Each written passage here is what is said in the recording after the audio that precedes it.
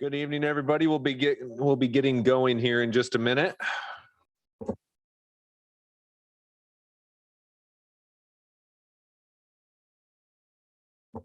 That 6 o'clock hour snuck up on me real fast. All right, seeing how it is 6, I will go ahead and call the Tuesday, May 25th, 2021 meeting to order. Please join me for a flag salute. I pledge allegiance to the flag of the United States of America and to the republic for which it stands, one nation, under God, indivisible, with liberty and justice for all. Sarah, roll call, please. Mayor Eisenbeis. Present. Mr. Christensen. Here. Ms. Nelson. Here. Mr. Knox. Here. Mr. Mosier. Here. Ms. Duncan. Here. And Ms. Himshoot. Here. Is there any correspondence or agenda changes this evening? There are no ceremonial matters, so we will move on to special reports. Government to government, and tribal chairman was going to be on the line here.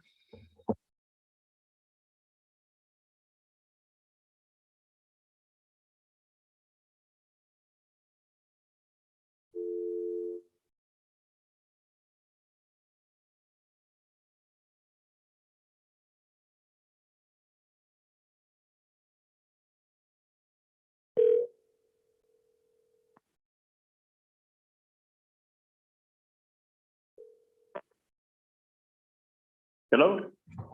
Hi, Woody. It's Sarah calling from the assembly meeting. We are at special reports. You can go ahead. Thank you. Thank you, Mr. Mayor and Assembly members. Just got a brief report from our May 5th and May 19th meeting at the Tribal Council. Couple things I wanted to share is that the council approved the Cultural Resource Committee on the Russian Bishop's House first floor exhibit replacement. This is in conjunction with the National Park Service. On our May 19th meeting, we approved some enrollment resolutions to the tribe, approved a $500 donation to the Sitka High basketball team for an upcoming youth basketball camp, and approved the Natural Resources Committee recommendations for the committee election nominations.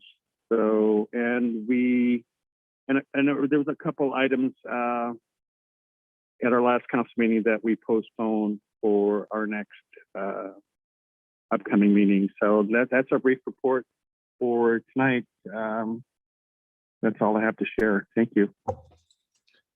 Thank you, Chairman, and please excuse my absence from your last meeting. The time got away from me with my child, and before I realized it, it was 7:30. So I'll be at the next one though for sure. All right, thank you. Have a good night.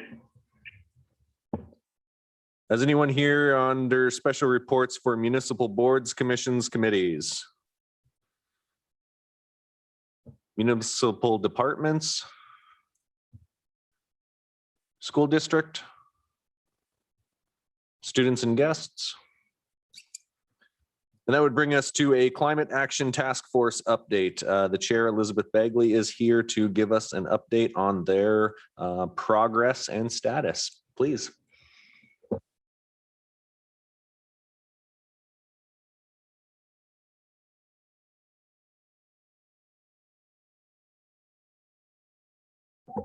The microphone in front of you will have to hit the button. Oh, let's push the magic button. Okay. Hi, everyone. Let's try that again. I'm Elizabeth Bagley, the chair of the Climate Action Task Force, and it is my pleasure to be with you this evening. I'm going to actually share some slides, and they're in your packet if you, there they are. Okay. So everybody can see it. Okay, here we go. Let's get started. So I want to start here, and I want to start with, I think I do, if it wants to move forward. Magic. Hold up, folks. Let's see how we can get it to move forward.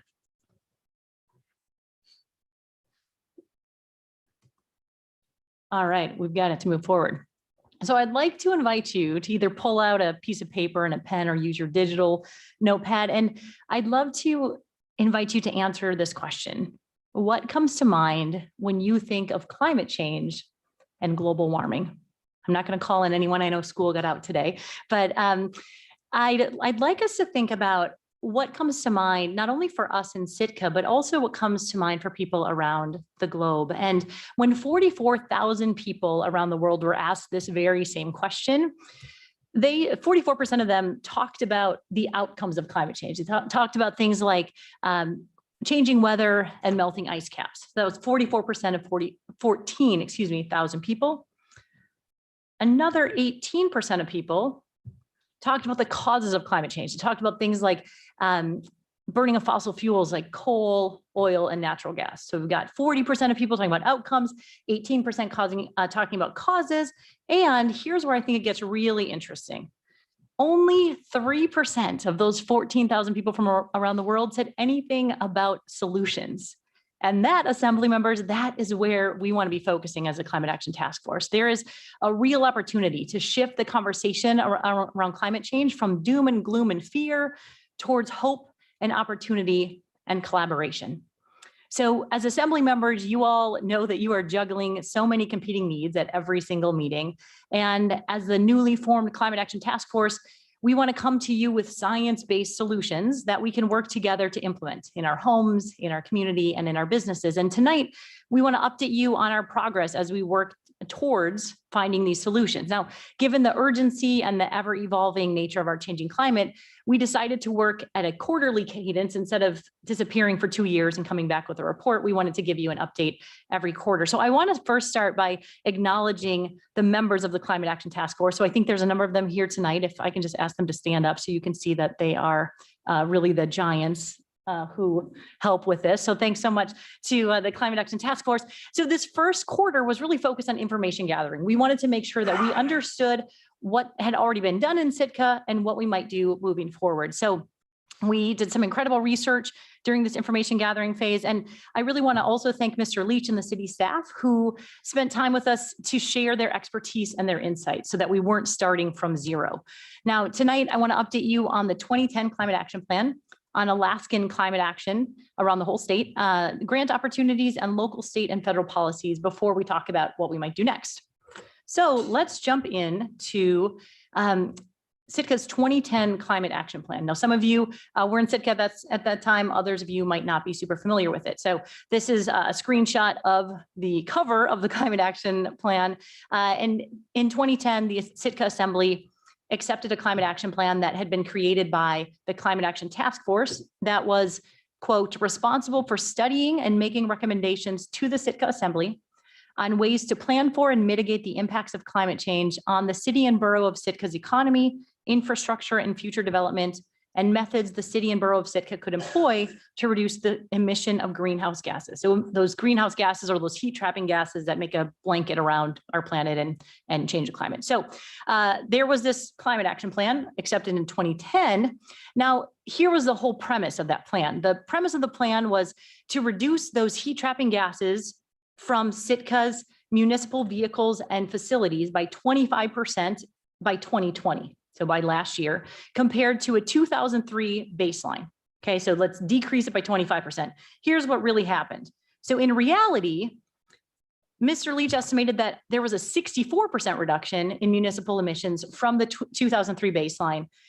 Those reductions were mostly driven by installation of electric boilers in schools and city buildings and the implementation of interruptible power. Now, huge congratulations to the city for achieving those reductions. Now, it's super important to celebrate the overall success. And it's also important to recognize that a plan is just words, right? A plan doesn't make things happen. So to think about how those reductions actually happened. And from our conversations, we learned that there didn't seem to be really a specific direction from the assembly or the city administrator back in 2010 to implement the initiative. So that resulted in kind of an irregular and incomplete implementation of the plan. So instead, what we found out was that there were just city staff members who were super motivated to lower energy costs by doing things like installing the electric boilers in several buildings. So we were really inspired to see the city staff organically implement those climate solutions. But we, at this point in time in 2021, we'd love to work more closely with you all, the Assembly, to ensure that we can align with you all, the Assembly as well as the city staff on goals, on roles, on processes, and build really important interpersonal relationships so that we have that longitudinal work that we need to have happen around climate. Now, we know that the Biden administration has proposed ambitious reduction goals of 50% reductions by 2030. That's from a 2010 baseline. And I'm happy at a future meeting to geek out about all those nuances. I'm just going to kind of put that aside for the moment. But what that means for us is that in the coming months, we're going to learn much more about the transformations that are required to meet these goals across our whole country. And that sets us up, communities like Sitka, to really receive some of that federal funding that's going to be coming down the pipeline. Now, in order to apply for that funding, we're going to need to have really clear mechanisms for doing that. And, part of that is having these clear goals, roles, processes, and well-formed interpersonal relationships. And so the Climate Action Task Force is ready and excited to be part of that overall process with the city and Assembly. So to get a bit more granular, and again, I'm not going to go into lots of nitty-gritty details. These are all in your packet, but there's a great table in the 2010 Climate Action Plan, Table C. It's in the 70s in the pages, and it outlined all of the recommended initiatives by department. And we reviewed the initiatives. We gathered information about what had already been implemented, what wasn't implemented, and we figured out why.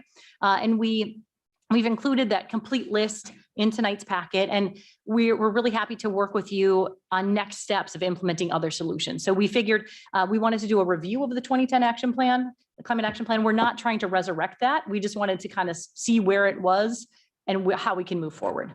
So hopefully that makes sense.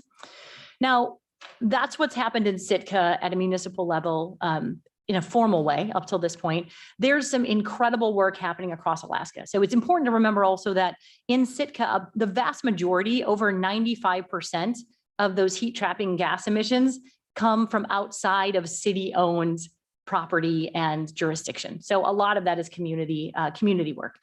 So we absolutely want to celebrate the city's successes, and we want to learn also about how other communities are extending into the community to really help everybody succeed and be healthy and thrive. So Juneau and Anchorage are two different approaches. One has a commission that's comprised of local volunteers, and the other has a paid position within the municipality. So looking at that, when we met with other cities to learn about what they were doing, we had three main questions. We wanted to know how they were approaching climate action and how it was benefiting them. We wanted to know whether or not they're having success, or were they hitting roadblocks? And if they were having success, what were they doing to help them be successful? And then we wanted to try to figure out, what could we do in Sitka? So first we're going to go to Juneau. Let's hop on over there. And Juneau has a commission on sustainability that was established back in 2007.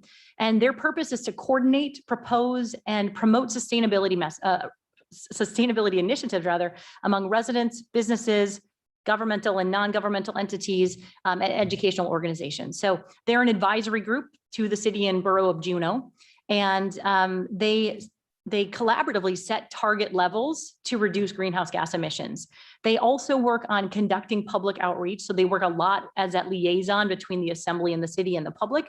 They host a website, they have events to connect the public to action and information on sustainability issues. And there are 9 members, and they serve on different subcommittees, and the subcommittees change with the Assembly's priorities. So they're not this set in stone set of subcommittees. Every year they meet with the Assembly as the Assembly sets out their plans, and they assign their subcommittees to align with those priorities. So they have found that they've had the most success when they really align their work with the Assembly, and they also work with an Assembly liaison, so they don't feel like they're off in left field, not being able to catch any balls.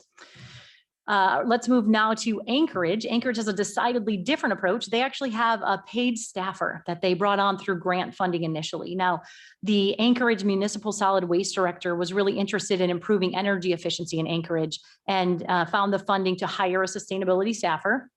And the first thing the staffer did was acquire more grant money and worked with the University of Alaska at Anchorage and spent a whole year creating a climate action plan for Anchorage. The staffer now works on something called the Mayor's Resilience Cabinet, where she brings together representatives from every city department. So she's really integrating climate action across all of the city departments. And she's making and tracking progress on the climate action plan items. So the Anchorage staffer works across the whole city departments, all the departments, and they work on finding grant funding for sustainability projects within each department. That ends up increasing energy efficiency and saving departments thousands of dollars every year by implementing energy efficiency measures. Just solid waste services alone saved $73,000 over 4 years. Now, the picture that I have on the slide here is actually an electric garbage truck that came from a $700,000 grant that they were able to land because of that staffer.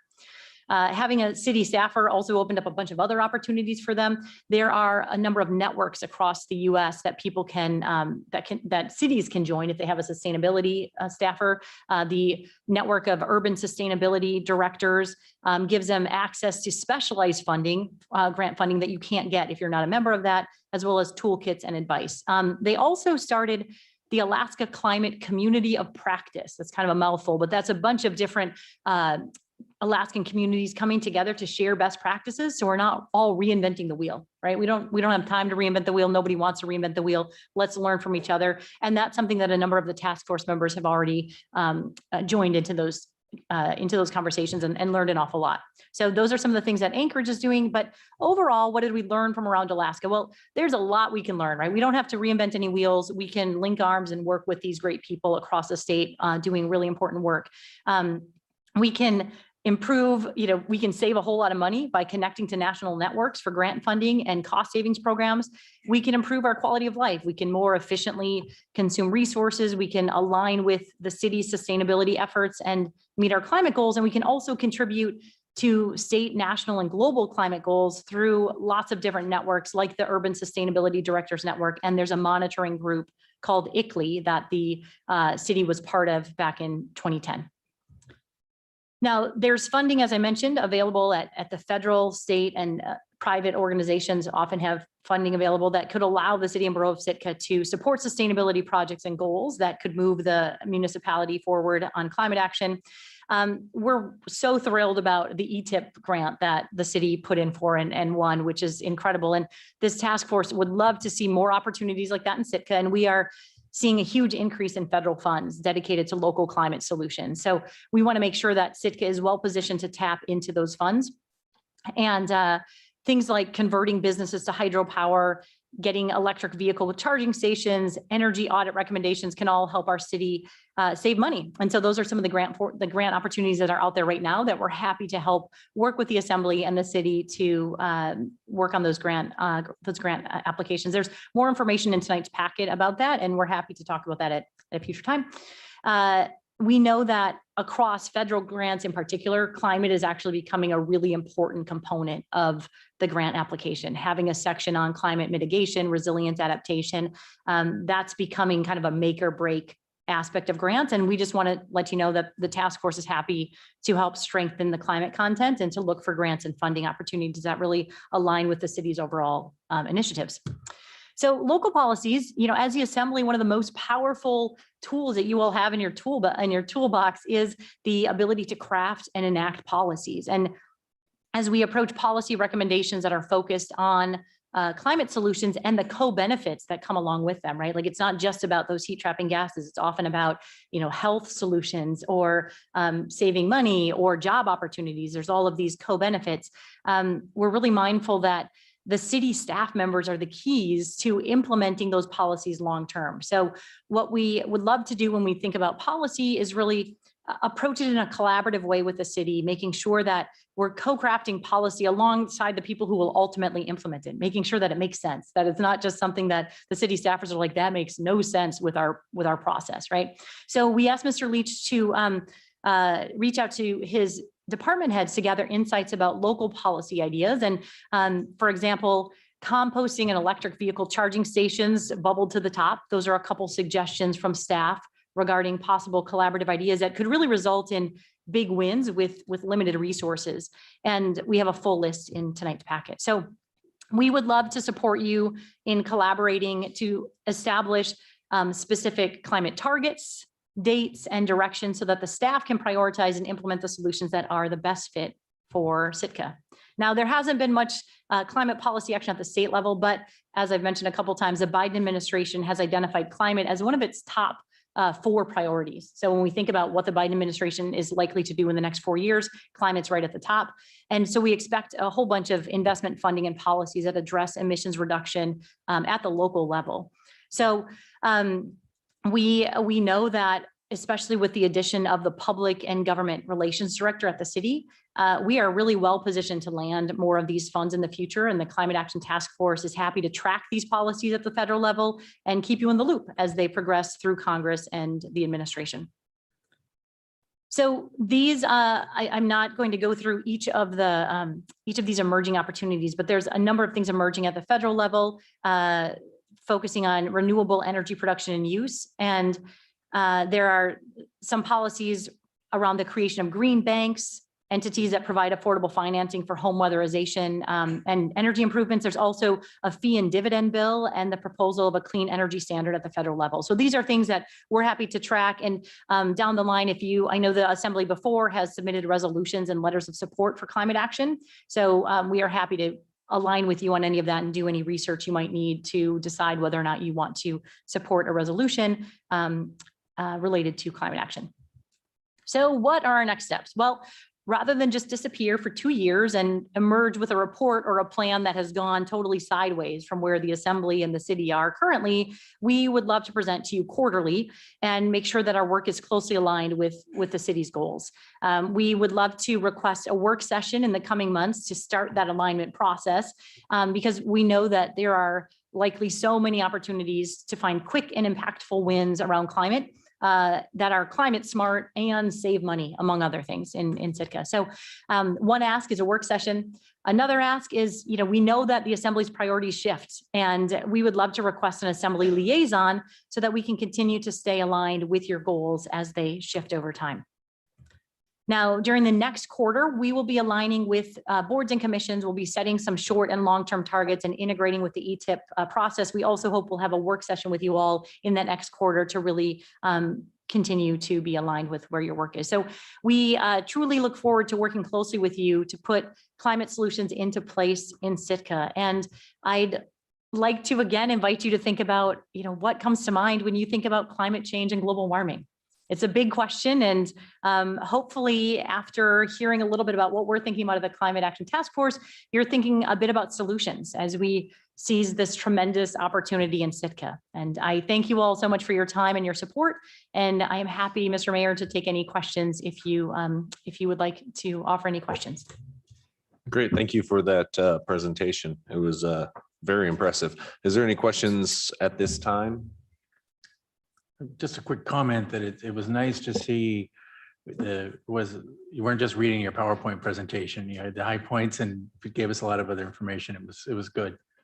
And I appreciate that you seem to have a focus on the possible, which is nice, and rather than just the aspirational, but on things we can actually do, which is nice, because we all have aspirations, but we'd like to, at least for me, it's nice to see the focus on things we can actually get done. Kevin?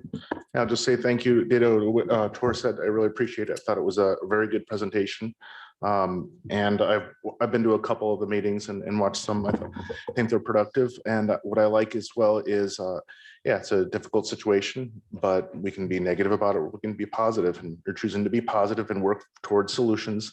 And I do like the strategic aspect, like trying to come up with solutions as a group and together with the Assembly to be more specific and actually get things done. And I just appreciate it. And I think you're doing a great job. Rebecca, did you have something? Yeah, I have a question. The Juneau Commission, do they have a dedicated staff member in the city, or a commission? You can't have a group of people without somebody in a sort of a leadership role, or how does that work for them? Do they have a person, a funded position that kind of sets the path for them and takes care of administrative stuff, or how does their commission function? Yeah, that's a great question. And you know what I'll do? We can pull together a bit more details about it. So there is no dedicated staff person who kind of keeps all the wheels on the commission bus for them.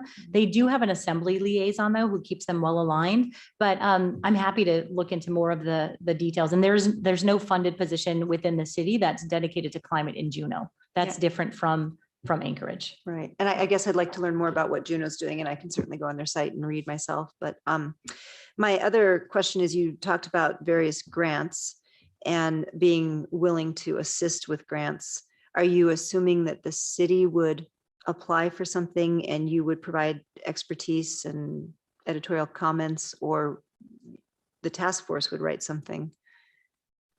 So we would follow whatever process makes sense for the city and the assembly. I believe the process, and not to put Mr. Leach on the spot, but the process would be that the city, we could highlight something for the city and say, hey, look, we found this, we know that this might be one of your priorities, but the city ultimately would be the entity that would submit the grant.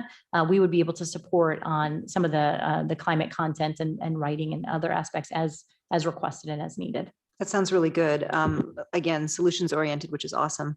I would just caution or advise that any kind of grant, anything requires a lot of lead time, as I'm sure you're aware. So having the city do really anything, nothing last minute is what I'm learning with the city. So thanks for your presentation. Anything else from assembly members? Great. Thank you for your time this evening. As was stated before, most informative, and we do appreciate. So that brings us to persons to be heard this evening. That is public participation for any item not on tonight's agenda, not to exceed 3 minutes.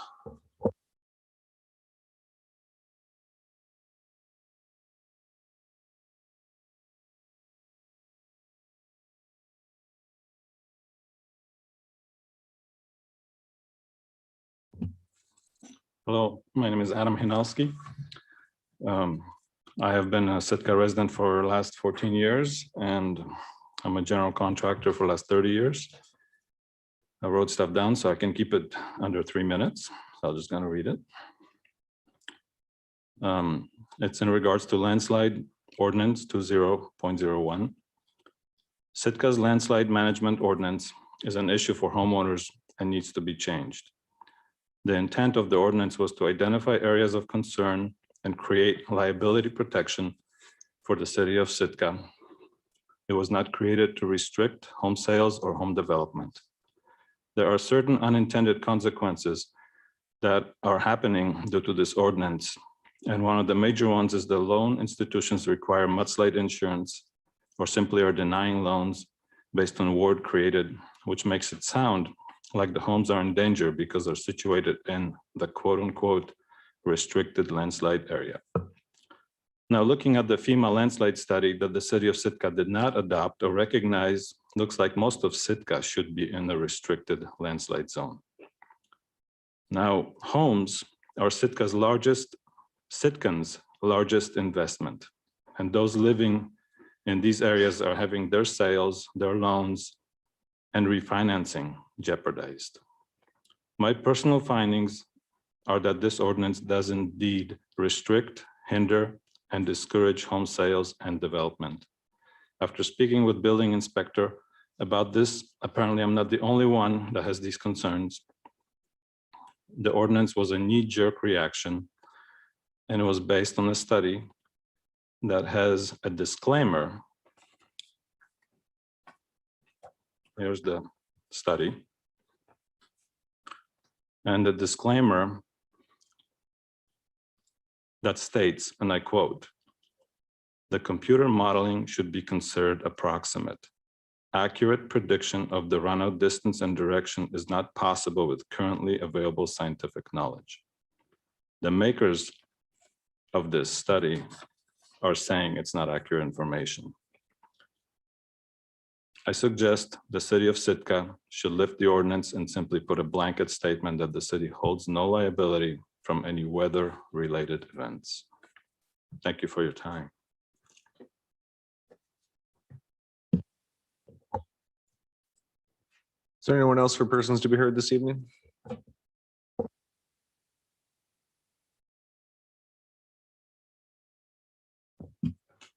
Good evening, Darrell Windsor.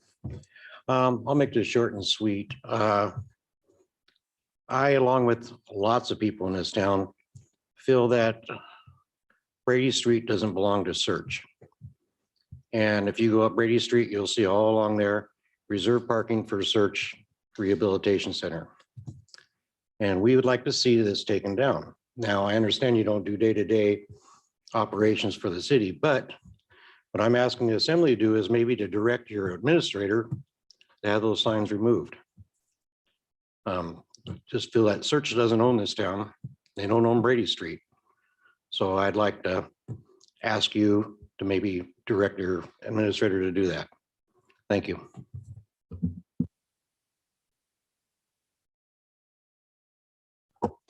Other public comment this evening?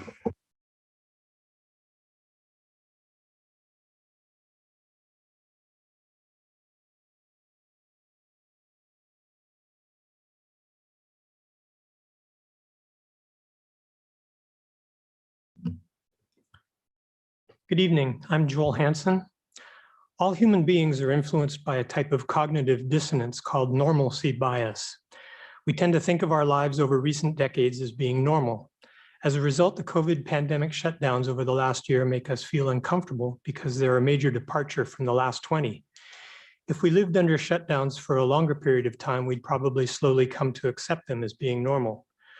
But just as the COVID experience has been a major departure from the norms of recent decades, so too have recent decades been a major departure from the norms of the human experience over the last couple of centuries. We aren't able to perceive how different our modern lifestyles are from normal because they're the only lifestyles we know. We're biased. I was born in 1950. Very few people back then could imagine that one day, within just one human lifetime, we would all be facing a climate crisis due to our burning of enormous quantities of coal, oil, and gas. But here we are. People had cars and went on holidays in 1950, just like they do now. So from that perspective, everything seems pretty normal. But over the last 70 years, the numbers of cars and the numbers of holidays have exploded. Just to give you some sense of how big that explosion has been, consider this. Over 90% of all the crude oil that has ever been pumped out of the ground since the very first commercial well was drilled in Pennsylvania in 1859 has been pumped out of the ground during my lifetime. 90% in the last 70 years and over 50% in just the last 30 years. The US Energy Information Agency claims, however, that there's still lots more of the stuff to be pumped, and they're right. According to the data, we've only burned our way through about half of Earth's total recoverable supplies. But what they leave out of the headline is the fact that the easy to get to reserves of the highest quality crude oil are collectively in terminal decline, heading toward exhaustion. Much of the supply that's left is locked up in formations like the Canadian tar sands or in shale deposits, which require fracking to extract, or is otherwise expensive to access in the deep oceans and in the high Arctic. In short, while our modern global industrial civilization's fossil-fueled recent past has certainly generated a huge amount of growth and prosperity, from a longer-term perspective, we can see that these have really not been normal times. Within 20 years, maybe sooner, we will have spent about 90% of our one-time petro inheritance. And then, like it or not, we'll have to mostly do without. Unfortunately, replacing the fossil bonanza with a renewable bonanza in just 20 years is totally unrealistic. So we won't be growing our way out of the fossil fuel era. We'll be degrowing, simplifying. I really appreciate the work that the Climate Action Task Force is doing. We need to make some plans for a sustainable future. Thank you.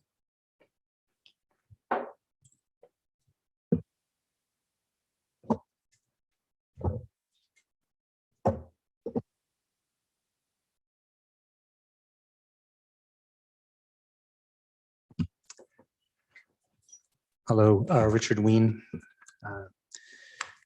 I'd like to thank Elizabeth Bagley for speaking.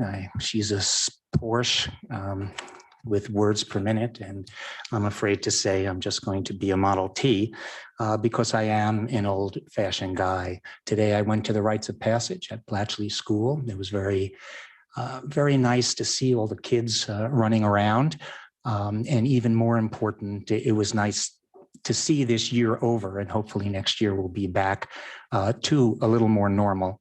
I'd certainly like to give a shout out to some of our neighborhood folks, Grace Harang, who's graduated high school, and Jake Falvey. So I wish them good luck. It was a tough year, and hopefully next year will bring a little more towards them. The bottom line is that we are coming up to May 31st, which is a Memorial Day. And I know we've all heard the story, or maybe you haven't, about General Logan and how he established Decoration Day after the Civil War in 1868. We have honored our war dead since time immemorial. Those who have read Pericles' oration appreciate that. Some of us know about the Gettysburg Address by Abraham Lincoln. And one of the things that I noted in quoting the movies is that Santino Corleone, when speaking to Mike Corleone about him enlisting during World War II, he said to Mike, "Only fools die for strangers." Well, I have to tell you something, that I am an old-fashioned guy, and I do believe in the poem of Flanders Field, and that if we break faith with us who die, we shall not sleep, though poppies grow. I ask you to read the poem. It's just a few stanzas, and it's about from World War I. The important thing is that I'm going to say something which is pretty controversial these days, and I'm going to say it that I want people to think about America and about all the good things that have happened. And I am actually, this Memorial Day, proud to be an American, where at least I know I'm free. Sounds like a song line. And I won't forget the men and women who gave that right to me. And I just have to say that this is something so important because we seem to have forgotten how we got here. And everybody needs to remember the good and needs to move on. I know one thing is that I don't know whether we're having a parade July 4th, but on July 4th at 1 o'clock, I'm going to be at the flagpole by the fire station, and I'm going to carry my flag and I'm going to walk down to City Hall, just take a stroll, rain or shine. Join me. Thank you. Is there anyone else for public comment this evening?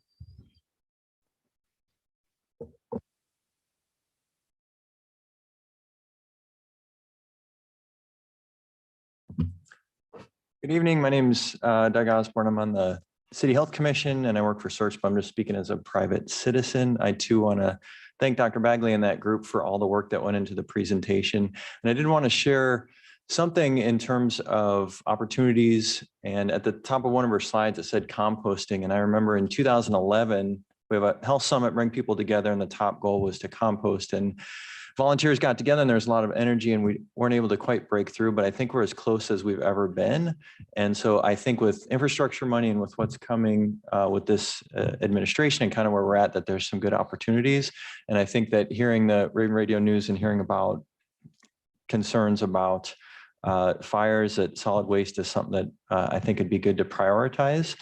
And I think the one thing with compost for everybody just to be thinking about is what are the opportunities and what can we do? Because it's very expensive to ship it all the way down south. We can keep it here. And I'll just end with one thing I got a kick out of Skagway. They got one of these big machines. It doesn't take a lot of electricity, but it rolls it and turns it. And they use some of their, I think it was cruise ship money for that. But a lot of communities are doing this. I think we're a perfect place to do it. And one limitation we have is a lot of people don't want to do it in their backyards if they have bear concerns. But if you have one central place and you can make it secure, I think we could save a lot of money. And I'd much rather have somebody being paid to do compost here in Sitka than paying somebody in Eastern Washington to take our solid waste. And I think about a third is usually compost, a third's recyclable. And of the recyclable, what we need is to shred the cardboard. So I see us as having a lot of the raw materials here. We just have to kind of bring it together. And I think that the Climate Action Group has done a tremendous amount of work. I remember some of their meetings 2-3 hours long. So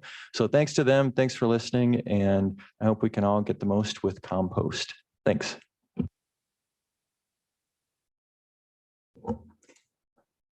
Anyone else for public comment this evening? Seeing none, that will bring us on to consent agenda. I move to approve the consent agenda consisting of item A, approving the minutes of the May 11th Assembly meeting. Item B, approve a liquor license renewal application for JL Totem Inc., DBA Totem Square Inn at 201 Catlean Street. Item C, setting the millage rates for fiscal year July 1, 2021 through June 30th, 2022, Resolution 2110. And item D, Resolution 2111, authorizing a 50-50 matching grant application to the Office of Justice Programs Bulletproof Vest Partnership. Second. It's been moved and Thanks for seconded to reading all approve that. the consent agenda. Is there any public comment?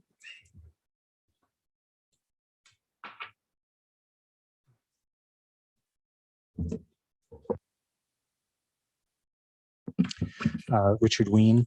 On item C, I hope Totem gets their liquor license, and I'd like to see Mean Queen 2 open up again.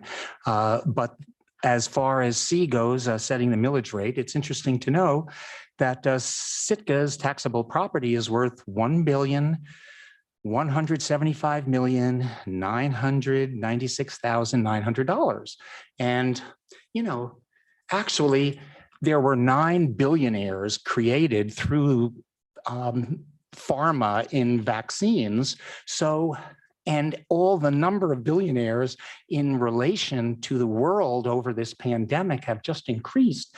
And this is really chump change. I'm sorry, sir. What does this have to do with setting the millage rate? It has to do with that this year inspecting the area that we have identified as in need of reappraisal, because I'm saying that that's not a lot of money in terms of today.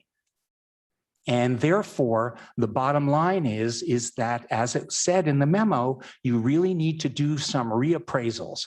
And if you want, I will volunteer my services for planning as far as helping to determine which of the properties need to be reappraised, because there are a lot of them which are definitely undervalued. The other thing is with the on item D, bulletproof vests, I certainly approve of that, because bulletproof vests represent a reality of policing when police come into unknown situations. And so this is for $2,312, which will be a request for reimbursement. And this is definitely worth it. Body protection does not last forever. And it's a question of not only supporting the police, but understanding the reality of what policing is, and even in Sitka, because you never know what'll happen. So I hope that these will help assist, protect them, and I certainly agree with it. Is there any other public comment this evening on the consent agenda? Sarah? On the motion to approve the consent agenda consisting of items A, B, C, and D. Ms. Nelson, Yes. Ms. Duncan, Yes. Mr. Knox, Yes. Mayor Eisenbeiß, Yes. Mr. Christensen, Yes. Mr. Mosier, Yes. and Ms. Himschoot. Yes. Motion passes 7-0 on the consent agenda. That'll bring us to unfinished business, item E. I move to approve ordinance 2021-09 on second and final reading, adopting budgets and capital improvement plan for the general fund, internal service funds, and special revenue funds for the fiscal year July 1, 2021 through June 30, 2022. Second. It's been moved and seconded to approve ordinance 21-09. Is there any public comment?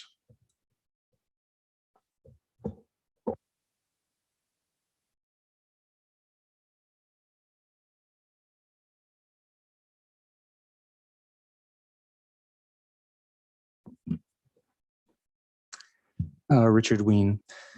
One of the important things I'd like to bring out on the memo is that looking forward, it'll be critical to prioritize infrastructure spending. And I think that as we move forward tonight, and some of the forward agendas need to consider that very, very clearly. One of the things I looked at in the budget was the CPET. And it didn't break things out, and I couldn't tell, maybe somebody will tell me at some point, whether buses were going to be reimbursed this year, but I also noted that it had a negative 128K for the 2022. Too much to go over in 3 minutes, but I think that is very important, especially as we proceed with potential land sales. So all I can say is thank you to staff. They've done a good job, but the future is going to be very difficult, and Washington will not be able to print money forever. Thank you. Is there any other comments to the motion at hand? Assembly deliberation? Valerie? I'm still a no vote. I know why I was elected. I was elected because I wanted to make effective change. We're digging ourselves into holes that we aren't going to be able to afford to get out of.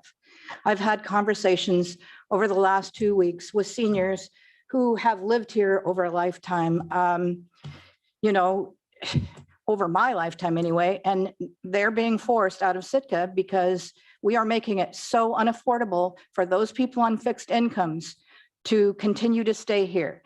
They're too proud to go to STA and ask for assistance or food. They're too proud to go get the food boxes. And they're sad because this has been their home for decades. I've also talked to people that are having a hard time with the way that we've changed, you know, how everybody now has to go to one hospital and they're being billed $600 for lab tests that used to cost $85. You know, granted, they have pretty much, you know, insurance and all that funding. But when we keep doing these things that increase the costs, it keeps going and going and going. And you're going to be at the same situation next year. I know some of us get involved because we have personal agendas. And my personal agenda was to try to keep things as affordable and cost effective for the public. So I cannot in good conscience vote in favor of this, but I realize you already have your 4 votes. So this is probably wasted words. Thank you. Any other comment from the assembly tonight? Sarah? On the motion to approve ordinance 2021-09 on second and final reading, Mr. Knox, Yes. Ms. Duncan, Yes. Mayor Eisenbeiss, Yes. Mr. Christensen, Yes. Ms. Himshoot, Yes. Ms. Nelson, No. Mr. Mosier. Yes. The motion passes 6-1 on item E. Item F, please. I move to. Go ahead. Sorry. Go ahead. I move to approve ordinance 2021-10 on second and final reading, adopting the budget and capital improvement plan for all enterprise funds for the fiscal year July 1st, 2021 through June 30th, 2022, amending rates in Title 15 Public Utilities of the Sitka General Code and adopting mortgage rates and other harbor fees. Second. It's been moved and seconded. Is there any public comment?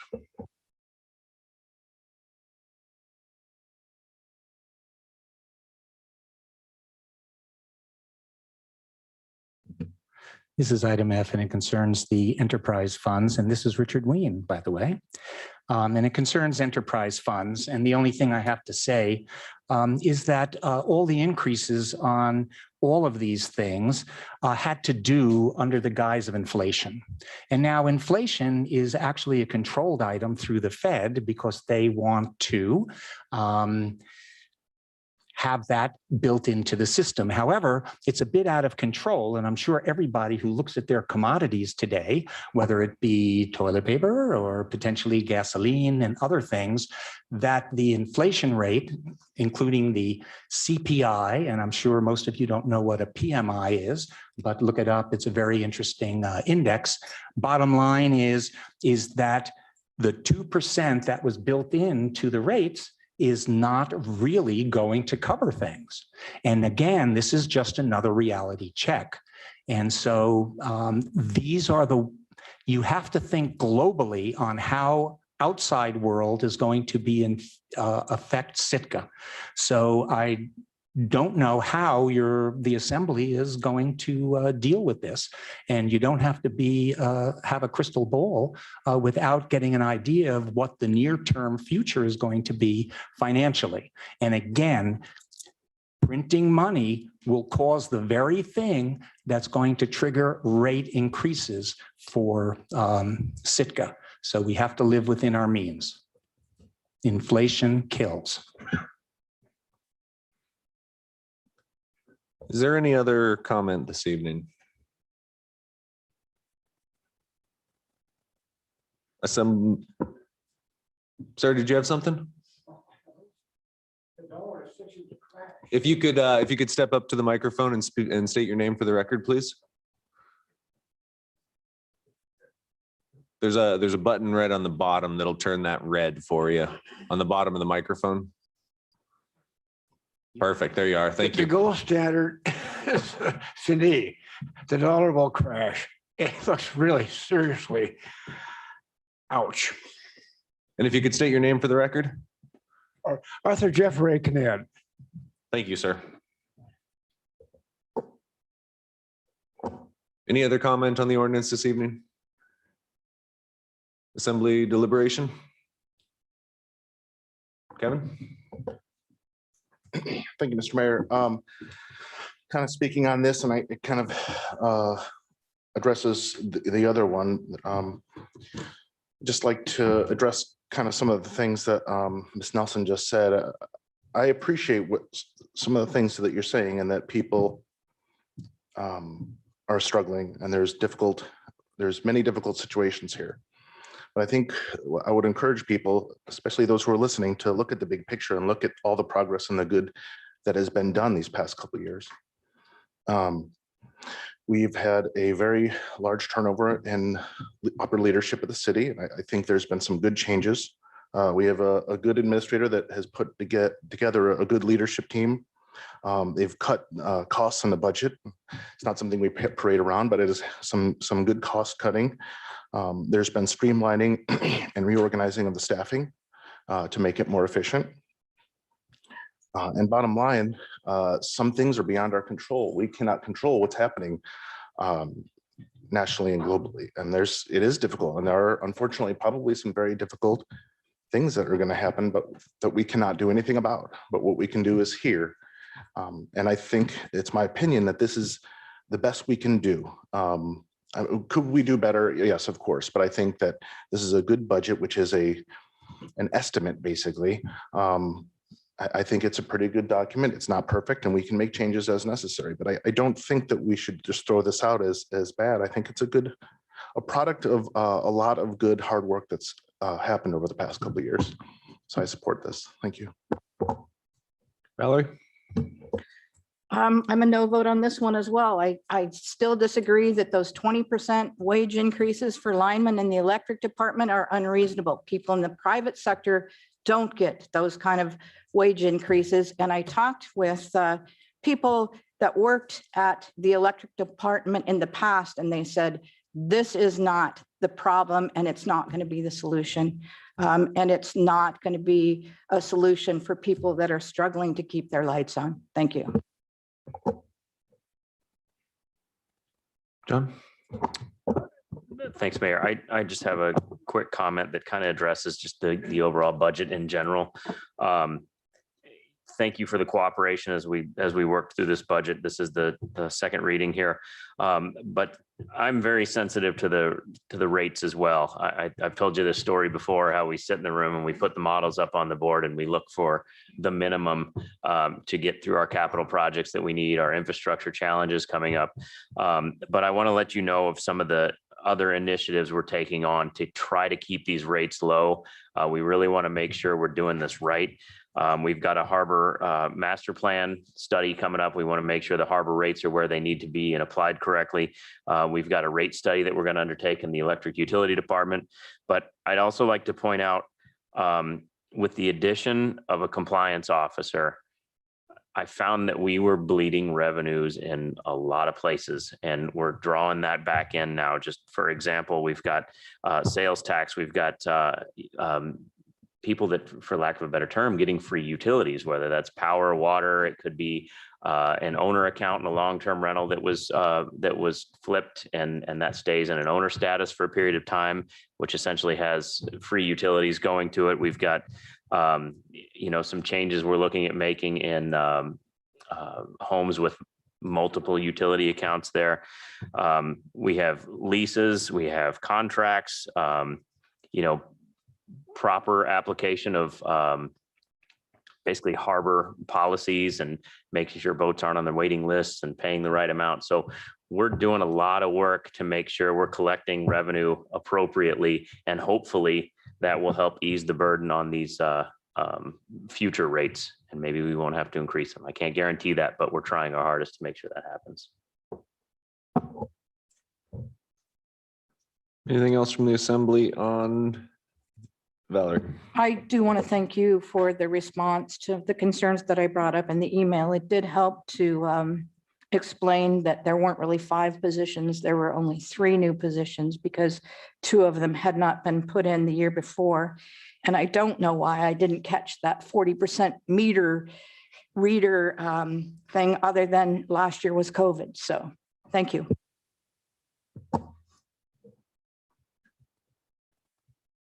Sarah? On the motion to approve ordinance 2021-10 on second and final reading, Mr. Christensen, Yes. Mayor Eisenbais, Yes. Ms. Himshoot, Yes. Mr. Mosher, Yes. Ms. Nelson, No. Ms. Duncan, Yes. and Mr. Knox. Yes. The motion passes 6-1 on item F, second and final reading.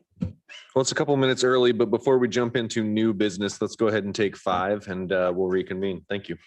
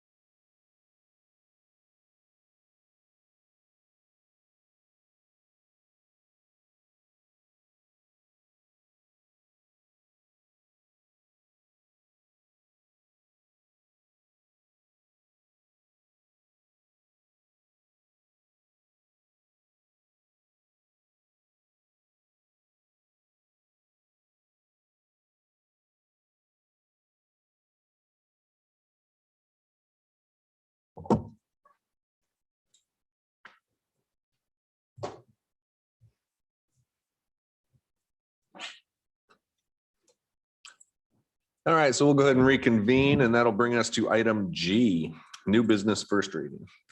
I move to approve ordinance 2021-11 on first reading, amending Title IV Revenue and Finance of the Sitka General Code by updating Chapter 4.10 Alaska Remote Sellers Sales Tax. Second. It's been moved and seconded. Is there any public comment?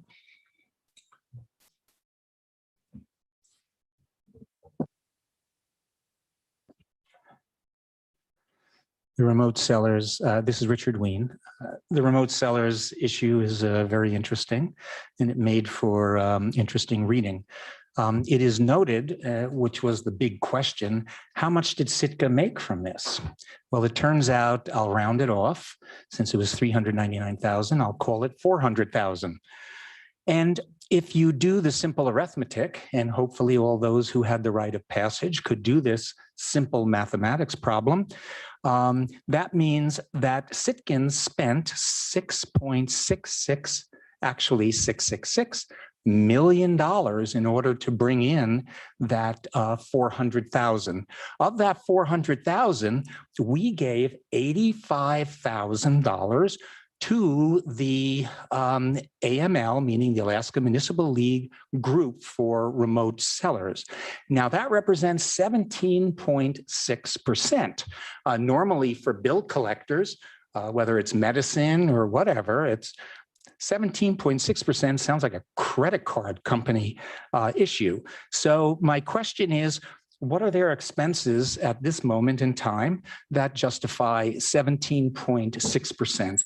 And you also have to know that, that by collecting that in an internet world, that did in fact, represent a 6% increase in or reduction in our buying power because you had to now pay the tax, which at one time was free. I'm glad to see the city gets the money.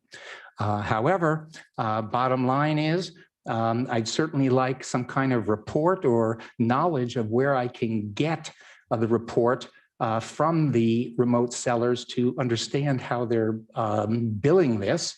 And when I was on the assembly, we were told that all of this would be very transparent and upfront. So I'm waiting for that. So remember, we gave 85K to these folks, and it's 17.6%. Try charging that amount to one of your clients. Okay, thank you. Is there any other public comment this evening? Assembly, actually, John, did you want to have Melissa give a presentation before or just if we need? If you need it, but I think she's available, but yeah, I'll need her help definitely. Great, thank you. Assembly questions, deliberation, Tor? Yeah, I just think it needs to be said that because we're doing this, and because of the way it's been set up with the lawsuits, that there has to be a state organization in order to get remote sales tax. So if we weren't a member of this, we would be getting exactly zero. And so we don't have the option of doing this ourselves, of having, okay, we're going to do it on our own. And I know that it was a bit more expensive because we're getting set up, but anybody who has a business in Sitka, especially that has retail, should be very much in favor of this because it helps somewhat, not entirely level the playing field between the Amazons in the world and not and our local businesses. And luckily, I mean, as we said in the report, it's not just Amazon. They're adding new businesses all the time. I know that I am buying a stove that absolutely can't get in Sitka. It's a type of the nobody here sells. And I'm paying city sales tax, and they brought it up right away. So it's working. More and more businesses have recovered it. So I think it helps level the playing field. And if we didn't do it, we couldn't recoup that sales tax from the other businesses because they've all said they're only going to work with the statewide organization.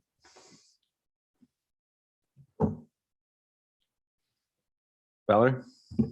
I don't like the percentage rate that we pay, and I respectfully disagree with the statement that we would get absolutely nothing if we had not done this, because we got reports from our previous finance director that Amazon was remitting sales tax to the city. So, you know, I'm not sure it's going to be a good thing, but I will vote, you know, for it to pass on first reading. So we can have, you know, further information or public testimony, and maybe we can find out how we can look at how those percentages are compiled.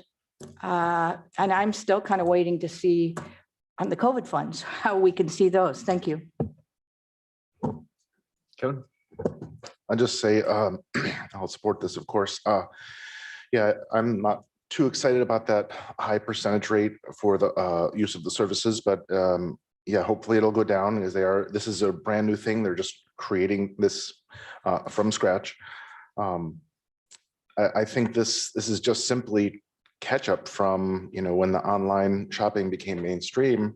You know, it basically has devastated retail in much of the country, because people would go there because they didn't have to pay sales tax, and now they're starting to have to pay sales tax or charge it to their in addition to their product they're selling. Bottom line, I'm trying to say is, I believe this is long overdue. Thank you.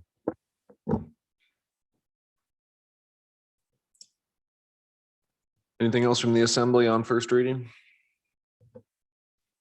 Sarah?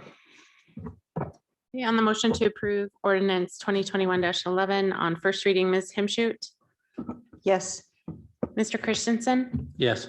Mr. Knox, Yes. Ms. Duncan, Yes. Ms. Nelson, Yes. Mayor Eisenbais, Yes. and Mr. Mosher. Yes. The motion passes 7-0 on first reading. Item H, please.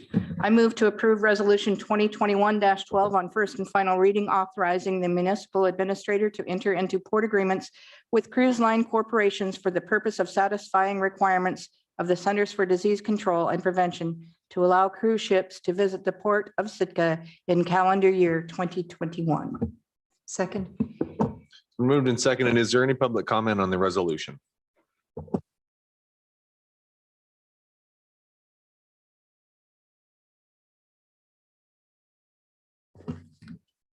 Richard Ween.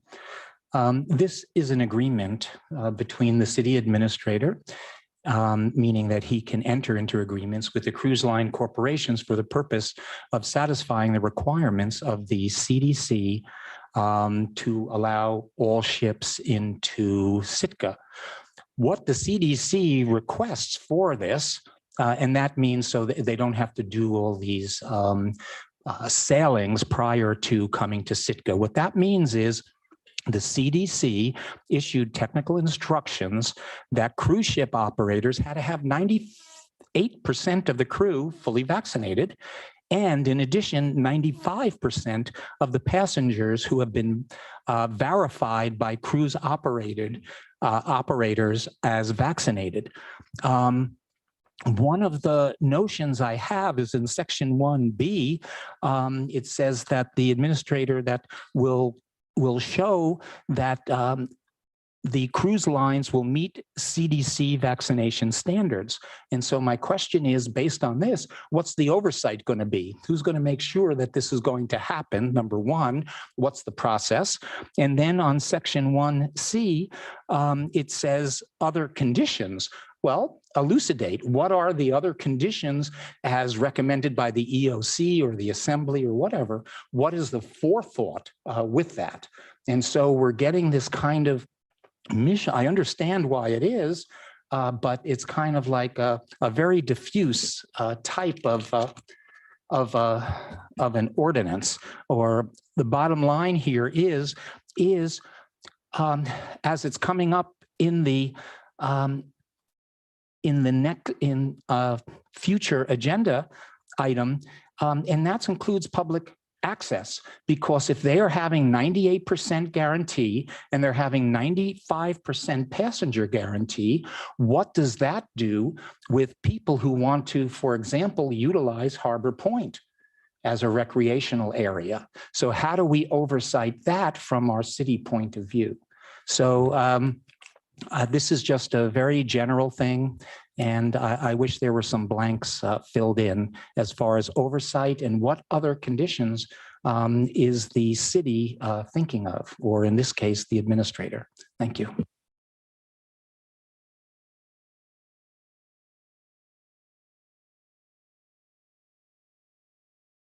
Hello, Mr. Mayor, Assembly, Chris McGraw, Halibut Point Marine Services. I'd like to recommend that you move forward with this resolution. This CDC agreement will be required before the ships can sail. And given the timeline right now, we're about 7 weeks out from the first ship that is scheduled.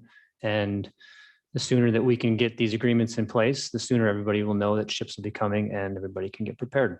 Thank you.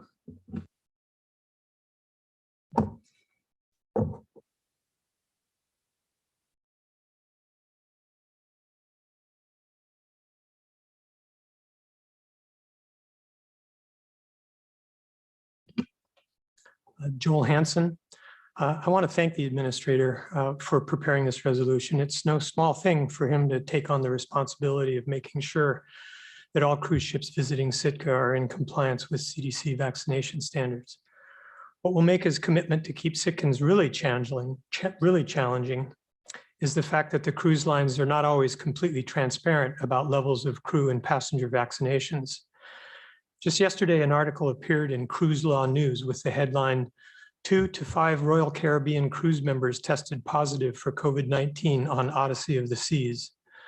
The reason the headline was vague, suggesting that there were somewhere between 2 and 5 positive test results, was because the cruise line announced that 2 crew members were being disembarked in Mallorca, Spain due to positive test results. But the Spanish health authorities claimed that 5 crew members had been quarantined and sent ashore. The ship was en route from Italy to the US. Furthermore, a week ago today on the 18th, Carnival Cruise Line Chief Executive Christine Duffy gave an interview to NBC's Lester Holt and declared that the company doesn't plan to require COVID-19 vaccinations for passengers at all in the US. So for now, some cruise lines like Norwegian and Royal Caribbean Celebrity are promising that all passengers will be screened, while others like Carnival are promising the opposite. I think the temptation for cruise lines to fudge their vaccination and positive test result numbers a little here or there is going to be enormous, at least until they eventually prove that they can operate safely and transparently. And that's just going to take some time and careful watchdogging by folks in cruise ship ports of call, like our own administrator. Thank you.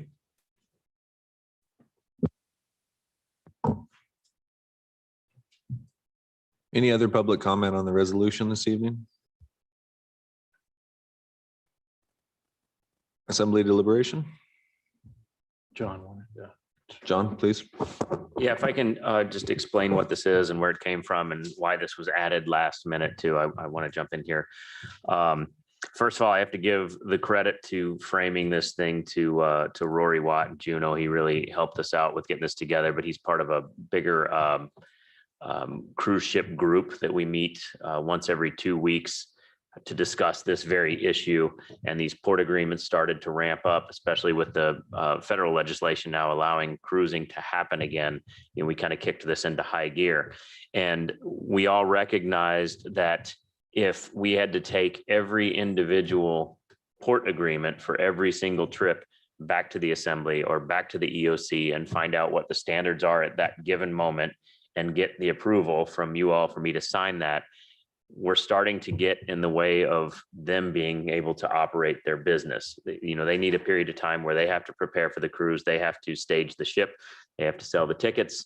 And if they don't have some sort of assurance from the community that there are these boundaries, that they're not going to be turned away if we're both meeting our side of the agreement, you know, it keeps them operating at some level of capacity. So they're very sensitive. I would say that the cruise ship industry is also very sensitive to the community needs and are willing to work with those communities to find out what the standard is going to be. So this resolution is, like I said, came together last minute. I couldn't put this off until the June 8th meeting. So the mayor and I had discussed last week if we could put this in there to get this moving forward and give me some boundaries to kind of operate through the EOC with the cruise ship industry. In fact, we had one meeting today with Royal Caribbean. They're putting their agreement together and are waiting for tonight's events to happen so we can talk to them again tomorrow. And I know Mr. Christensen's already been contacted through the EOC. It's like, we got to get together and figure out what this is going to be. So these three, I'll call them boundaries here, is I need to see the schedule. And we see the schedules every year anyway, but it's good to see who's coming, what class of ship is coming, so we kind of have an idea of the number of passengers. Item B on here in section 1 used to say the CDC, we just call it 95, 98 or 95, 95, and one of them means crew and the other one means passengers. But I took that language out and changed it to current CDC vaccination standards, because it's changed so often. And I don't want to have to come back for a change every time. If 95 suddenly changes to 90, or there's still the issue hanging out there about what do you do with unvaccinated minors who can't get the vaccination. They're probably going to maybe travel with their parents on some of these cruises. So does that count against the cruise industry's vaccination percentage? As far as oversight, some of the conversations we've had are some of the cruise industries might require passengers to electronically sign an affidavit. They're talking about showing maybe the vaccination card when they're in Seattle before they even embark to call Sitka as a port. So a lot of that work happens on their end. And I'm kind of moving into item C here too, under the other conditions. Some concerns we still have, and one of the comments was made about passengers that have to disembark if they test positive. We have to have some discussions with the cruise agency that right now, all of our hotels in town are booked for the remainder of the summer. So if a passenger comes in here and they test positive and they have to disembark the ship, and then there's also a rule that says they can't get on a plane and get out of here, they have to travel by the road system, where do we put them? I want to know what their plan is in that case. So some issues to work through, but if you see these three items, that's kind of the best way we could capture the boundaries that I need to work in, and then we can trust our EOC to filter this stuff. We work with the cruise agencies, and then I'll sign that port agreement. And then a lot of these are in conjunction with other communities as well. Most of them are multi-port agreements. So hopefully I've answered most of the questions. Great, thank you. Valerie? At first blush, when I looked at this, it looked like a good plan. And my thoughts on item C would be like other conditions that are necessary would be like, if there is like a big outbreak, then our administrator is going to say, sorry, but we're protecting our community. We don't want you here. We certainly need to do everything that we can to help generate revenue and get this thing going as quickly as we can. And I have a lot of faith in our administrator, and I think it's a good idea. Thank you. Sure. Yeah, so I've been involved with this already a bit. I've seen one of the early drafts because understand that we're not doing this on our own. All the communities in Southeast Alaska are working together to basically come up with a framework. While we might have tweaks for Sitka, they're all going to look very similar. You understand that we really can't have the assembly approving every single one because they're going to be coming in quickly. And I very much, John has been involved in the beginning and he knows the issues. The other thing that we need to remember is there's going to be a lot of people looking, not just us, but CDC, at what the cruise ships do. But I suspect none of them are going to be as vigilant as the cruise ship people themselves, because first of all, I can't think of any industry that has been hurt worse by COVID. And their public, I guess, standing or whatever got hurt more than any other type of, by what happened with the cruise ships. So if there's any group that is going to be just deathly terrified of a big outbreak, it's the cruise ships. So, and from what I understand, that they were a little bit unhappy with the CDC guidance that they wanted it to just be 100, and or at least some of them, because they want people to buy their cruises, and if people don't think it's safe, they won't. So anyway, that's getting a little bit off subject, but so I don't have any problem with this, even if it means some more work for the OC because pretty much everyone's going to come through us. And we've already got an emergency meeting tomorrow about this. Kevin Knox. Okay, so I'm happy with the way this looks at this point. I think, like has been said already, I really think that the EOC and John, your office are going to do what's right for this community. You have so far, and I've been very happy with that. I think one of the things that I don't have a ton of confidence in, to tell you the truth, is we've seen collaboration within Southeast on mitigation plans, and then we've seen those same plans broken by some communities. What confidence do you have in, or is there a plan or is there a way for you to, when you're getting the schedules and you're seeing, the routes that the ships are taking, that if there's something going on in another community, that we will be able to react to be able to take care of our own community? Because just to be frank, what's going on in Ketchikan right now could have been avoided, but there was some stuff that was, broken, protocols that were broken that really put Ketchikan at risk, and then ended up putting a lot of other communities at risk in Southeast Alaska. If that happens in some other community in regards to the cruise ships, are we able to react? I would say that we are able to react, but again, that's why we need what those boundaries are going to be, because the last thing they want is ticketed passengers on board and no assurance that they can pull into Sitka when they get here.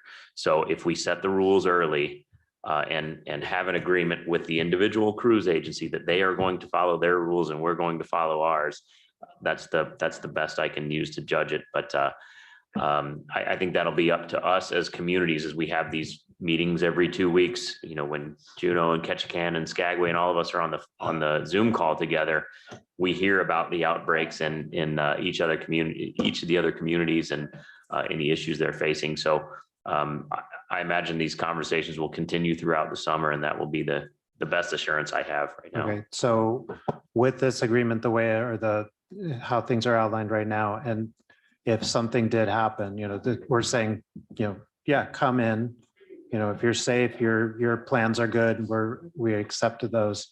But then things start turning south. If we then end up shutting our door, yeah, we're losing out. Obviously, we're trying to keep our community safe. Are the cruise lines going to come back around and say, wait a minute, we had all these people that were ticketed and now you're saying no? Are we putting ourselves in any risk of liability there? I don't think I know the answer to that question, but again, I just reiterate that that's the whole purpose of that agreement. I'm going to have to trust that they're following their side of the agreement, and we're going to follow our side of the agreement. And communication early and often. Best if something starts ramping up, I could have that conversation before the ship sails. Sure. Okay. Thank you. Rebecca? In looking at the cruise calendar so far, are most arrivals from Juneau via Glacier Bay, like 2 days from Juneau to here, or is there a pattern to most of the arrivals? I haven't seen all those yet, because that's where these port agreements are going to be important. I won't call specific communities out, but there are some that might have just unattainable standards that the ship might say it's too risky. We might not be able to go in there, or we might not be able to meet those standards, and they're going to sail on by and they're going to adjust their routes accordingly. So I haven't seen all of those yet, but I think these agreements are necessary to get that put together. Okay, thanks.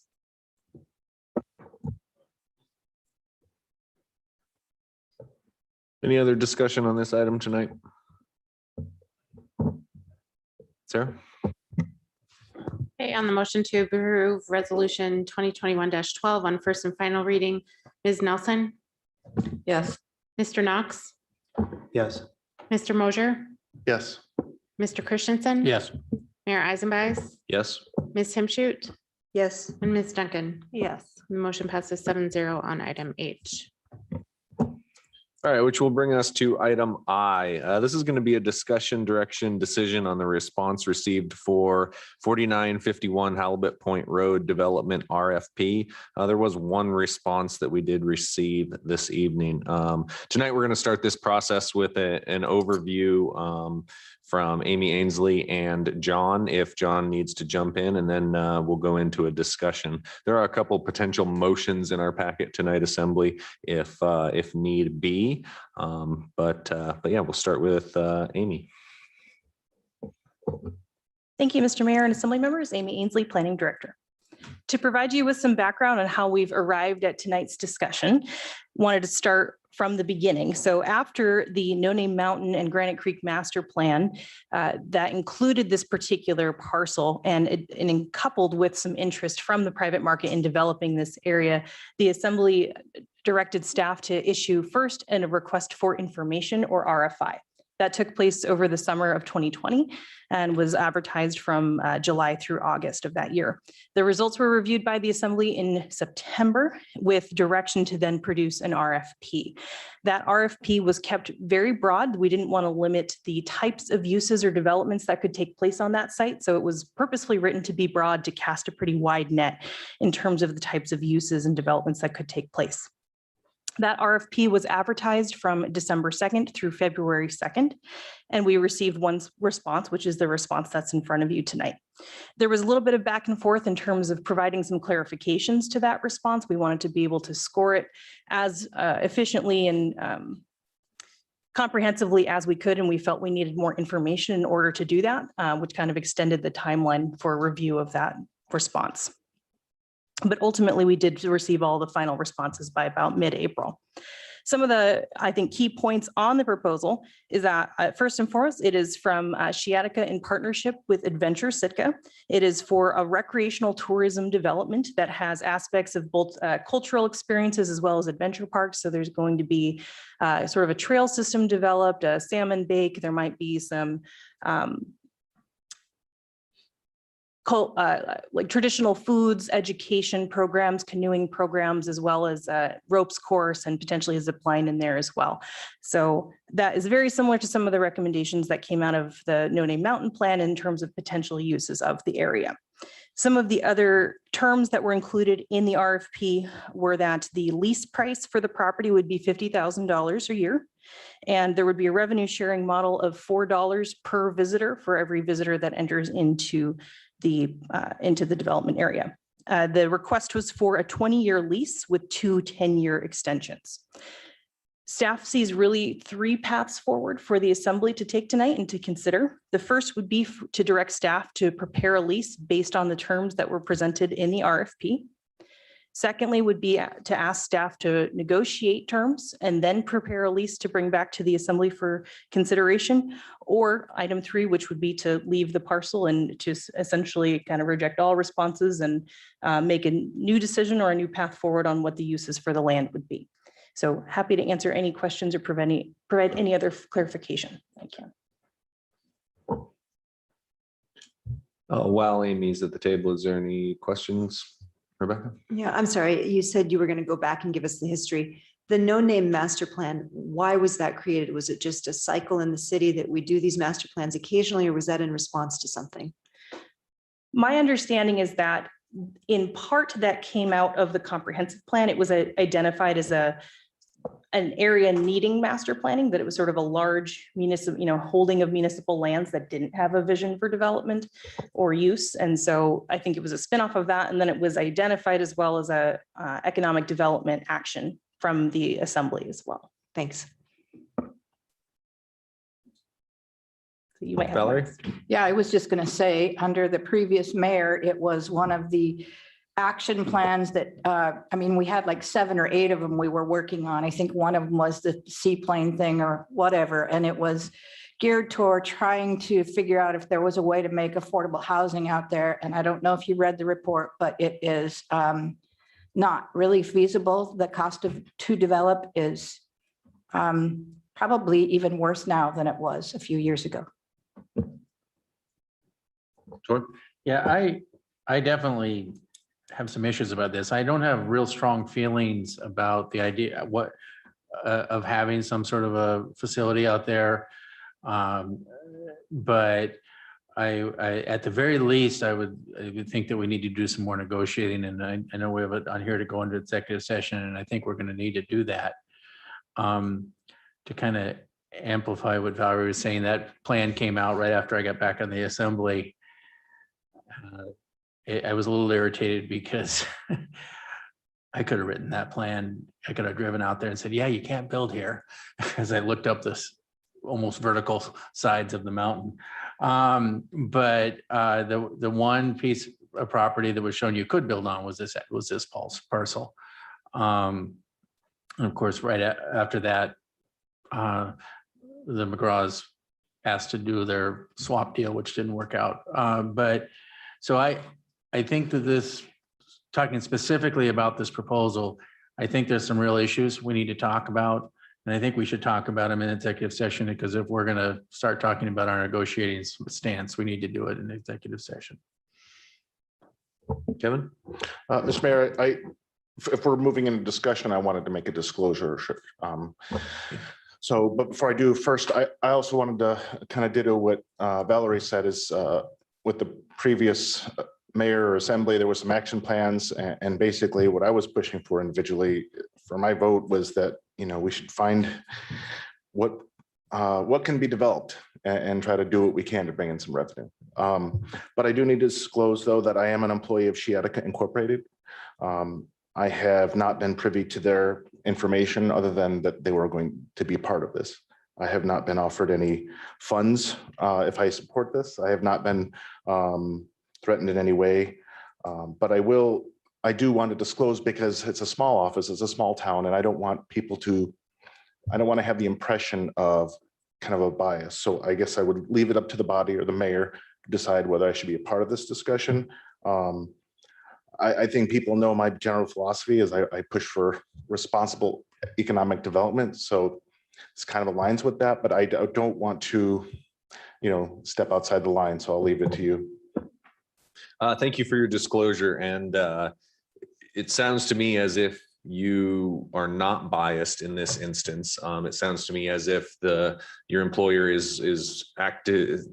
In my estimation, from what you've said, is they're actively keeping you separate, understanding the roles there. So I would rule that you can participate in these discussions. However, and I trust you to do this, that if anything does change, that you'll bring that to the body's attention as soon as possible. Absolutely. All right. Thank you very much. Kristen? Same disclosure. So I don't work for Sciatica. I, however, am a shareholder. And so you and I had a short discussion before the meeting started, but I knew when this agenda item came up, I would want to disclose that publicly. So that's the first thing. Yes. So thank you for that. And in consultation with our attorney, at this point, we do believe you to belong to a class of people. Your participation in this does not directly affect whether or not you profit or loss from it. But we have determined that it's a class of citizens right now, as there are multiple Sciatica shareholders. So at this point, I believe that you can continue in the conversation. Again, though, if anything changes, please bring that to the body. Thank you. And then I did have a related question to the scoring system. So as you were bringing us through that, there was a lot of back and forth. And so is that the final score after they provided the clarification? That's correct. Okay, thank you. Valerie? Disclosure first, we have rental property right across from the boat yard, the cruise ship dock. My husband has, I think, one tenant in there that is also a tenant of the building over there, but I haven't been offered any money to vote in favor of or against it. So I don't believe I have a conflict. Thank you for bringing that to our attention. The tenant was a tenant before this conversation even started. Okay. Again, if anything changes in your situation, please bring that forward. But at this time, I believe you're able to continue the conversation. If we get one more person, we don't have to deal with it. I'm sorry, say If we again. get one more person, we don't have to deal with it, because then we wouldn't have an assembly. Sorry. it's a bad- Okay, and I wanted to go further to say, I don't believe we need to go into executive session. I read the whole proposal. It is very expensive to develop that property. I've hiked there for many years. It's very steep. Matter of fact, I fell one time and decided, nope, I'm not going back until they fix, the way to get down. The one property that's outright close to the ferry terminal edge, that is accessible. And it's kind of a nice little beach to go and pick abalone or whatever. I like the fact that it's a lease. We have a guaranteed income. And it's a way to get the property partially developed. I have received 3 emails against this and 1 email in favor. But Sciatica says they're going to invest, I think, $3 million. And they're going to leave most of the trees. I like the idea of what they have going. And I think if we're going to be in the cruise ship marketing business, we need to provide a diversion or a place for some of those people to where they're not, 9,000 people downtown on a daily basis. Thank you.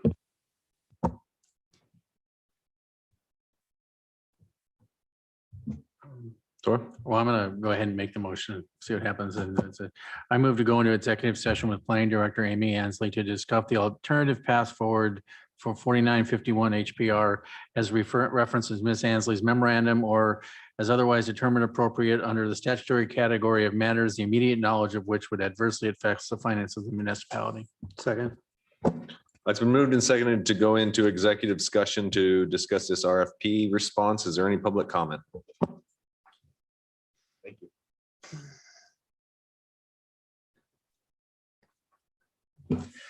Richard Ween. I'm speaking against going into executive session. Several reasons. One, you're developing a lease and this is not a negotiation. The assembly is the governing body and they can determine whatever the lease terms are. And I think it would behoove, since this isn't some secret aspect, it would behoove to have this conversation in public, or at least so Mr. McGraw can have some idea how he can, think and counter. But this is not a negotiation. You determine what is best for the city, and it should be done in a transparent way. This is not like other potential executive sessions. There is actually no reason to go in. It doesn't offer you any advantage because actually you hold all the advantage because you're writing the lease. Don't go into exec. Thank you. Is there any other public comment on going into executive session?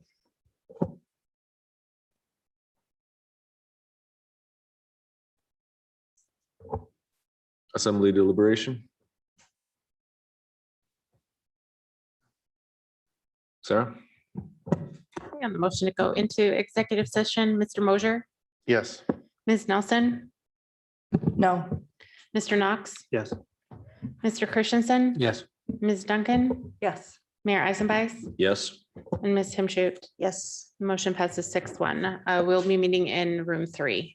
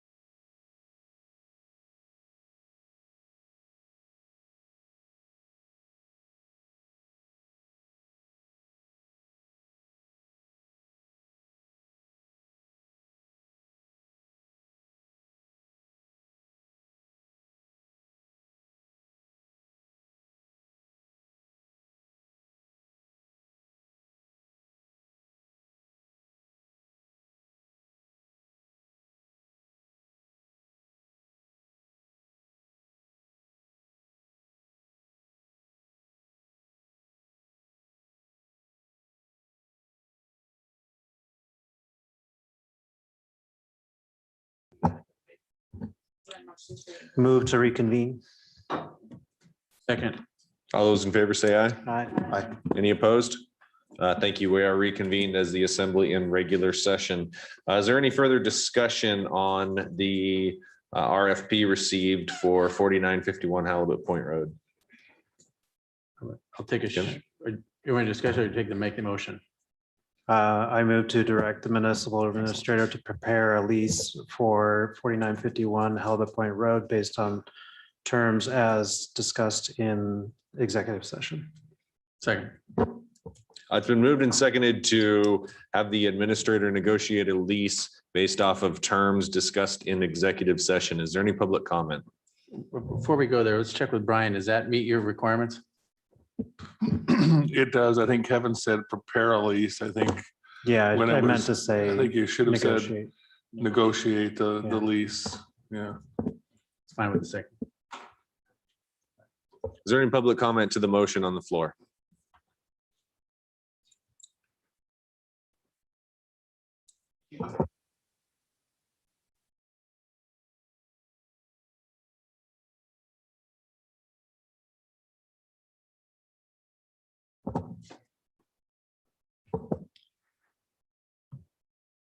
Since Richard Ween, since we are not privy to the various aspects of this lease, and not sure why the public could not be spoken to,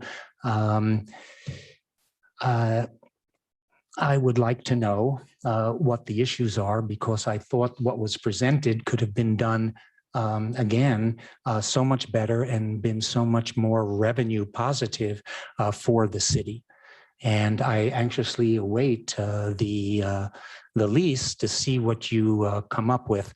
And I just hope that you consider that this is city property, and that you have the responsibility as the governing body to make appropriate decisions. So I anxiously await to see what negotiations yield. Thank you.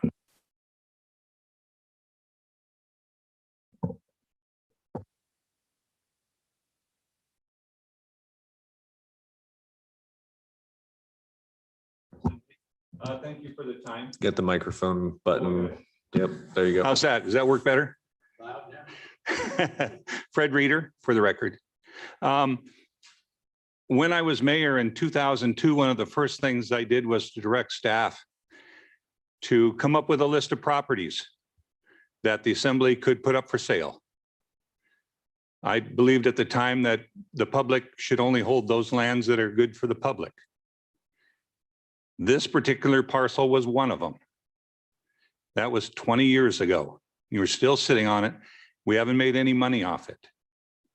I think what you've got before you is a pretty good, honest, workable deal for the city. You don't know. You can always sit back and say, gee, we probably could have got some more. But one of the things that I like to say in business is pigs get fat and hogs get slaughtered. You try to be the hog in this, and maybe it's too much, and then the land sits there. I understand the city does have pressing needs for finances, for revenue. This could go a long way in helping that. You don't know whether, could you get more? But if you don't do this, the land's going to sit there because it doesn't have a lot of uses. I think a lot of us have walked that property or gone by it, and it just doesn't have a lot of uses. So this is probably the highest and best use. You're not going to get low-cost housing out there. There's a lot of things that's just not good for. This is probably the only use. So I would encourage you to vote yes and work with Sciatica and the McGraws, their firm, and get it on the tax rolls, and let's start getting some money so we can have some money for teachers and other needs in the city. That's my comment. Thank you.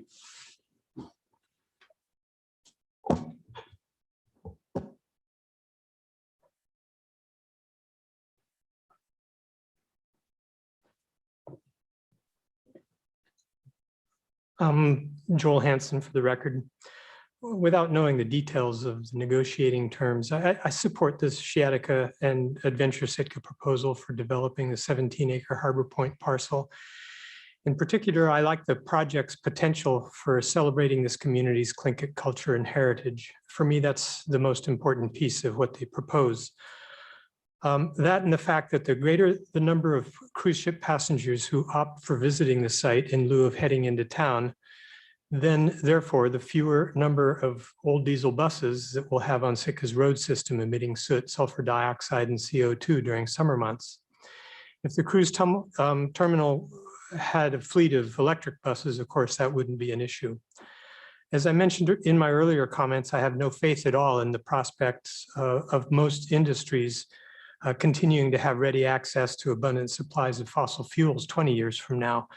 And I'm not at all sure that the future of industrial scale cruise ship tourism will be able to adapt to a low or zero carbon future. So I think it might be a good idea for the agreement with Sciatica to somehow acknowledge the possibility, even the likelihood of the agreement perhaps even fading away before the end of the 20-year lease. Thank you.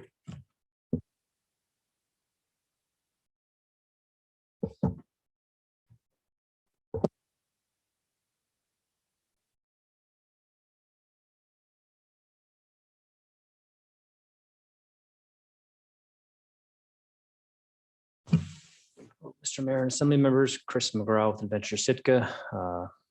My firm is partnering with Sciatica. I would be the tour operator for this development. First off, I'd like to note in our proposal, the $4 per head, which is basically a partnership between Sciatica, Visit Sitka, and the city. You're gaining revenue off of the business that we create. This does a number of things. Most importantly, the more passengers to Sitka we get, the more visitors will get to this site, and the more revenue the city receives. And I think that's where if we can grow tourism, grow the cruise industry in Sitka, everyone will benefit. And I think that's the most important thing to take from this proposal. Obviously, the flat rate monthly or yearly rate that we propose isn't significant.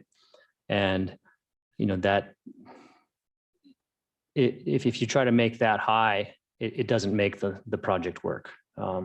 This whole project is based off of the per head fee. And that's about it.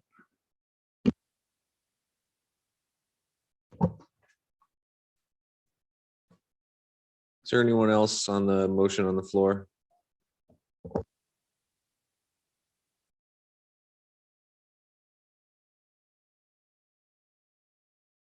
Hello, Adam Hinalski. So I was on the Economic Development Action Plan that was heavily involved in discussing the No Name Mountain and the economic development in that area, and the excuse me, on the roads and the cost of developing it are truly high. However, this piece of property was not included in those roads. It was not even talked about as part of developing it. And planning and zoning had pretty nice roads punched in up high, but these roads that would go into this property are right by the road. And this property is oceanfront, which is a real high dollar property. And in time where the demand for housing here in Sitka is higher than ever, and the supply of housing, the supply of land is limited, I just have a hard time understanding why we would turn this over to one entity to create, to support industry that only goes for 3 to 4 months a year and only supports a certain people that are coming here for visit. The local people that are living here trying to buy houses still don't have houses to buy. So I would encourage Assembly to reconsider this and maybe advertise it time of the year where it's not December through February, where most of people are not thinking about buying property and investing their money. And even with the advertising that was happening, I spoke with a lot of general contractors and nobody have seen this advertised. So it missed a lot of ears and a lot of eyes. I think there's other options that should be considered on this. And if the city wants to get involved in, doesn't want to get involved in subdividing it, it could certainly could be stipulated that the developer would have to have housing community among the water. But that's all I have. Thank you. Is there any other public comment? Sarah, we have one or two people to call.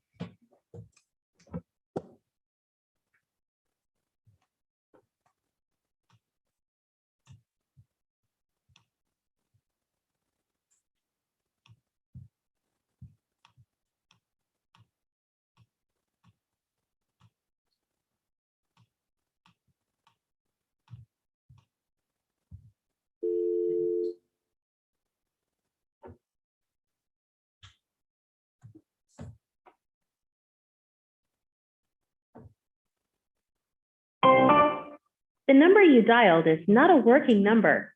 Please check the number and dial again.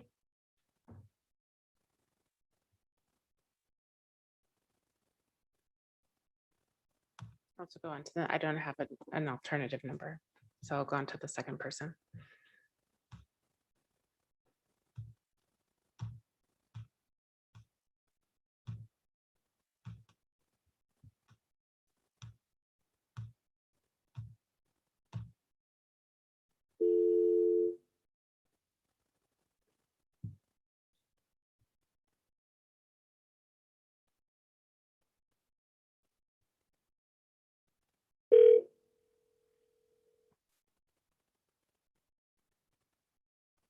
Caroline speaking.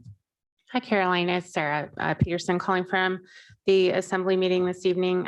We have a motion on the floor to direct the municipal administrator to negotiate a lease for 4951 HPR based on the terms that the Assembly has discussed in executive session. It's your opportunity to comment. If you'll state your first and last name for the record, and then your comments will need to be germane to that motion. Okay, thank you. Thank you, Assembly. My name is Caroline Storm. I am a contractor to Sciatica. I have been involved in developing this proposal.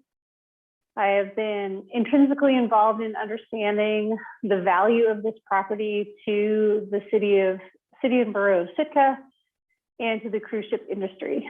And my comments are just that if the city and borough wants to encourage cruise ship traffic to the city, which helps their financial position and encourages tourism, then they need to offer some recreational land-based tourism opportunities to cruise ship passengers.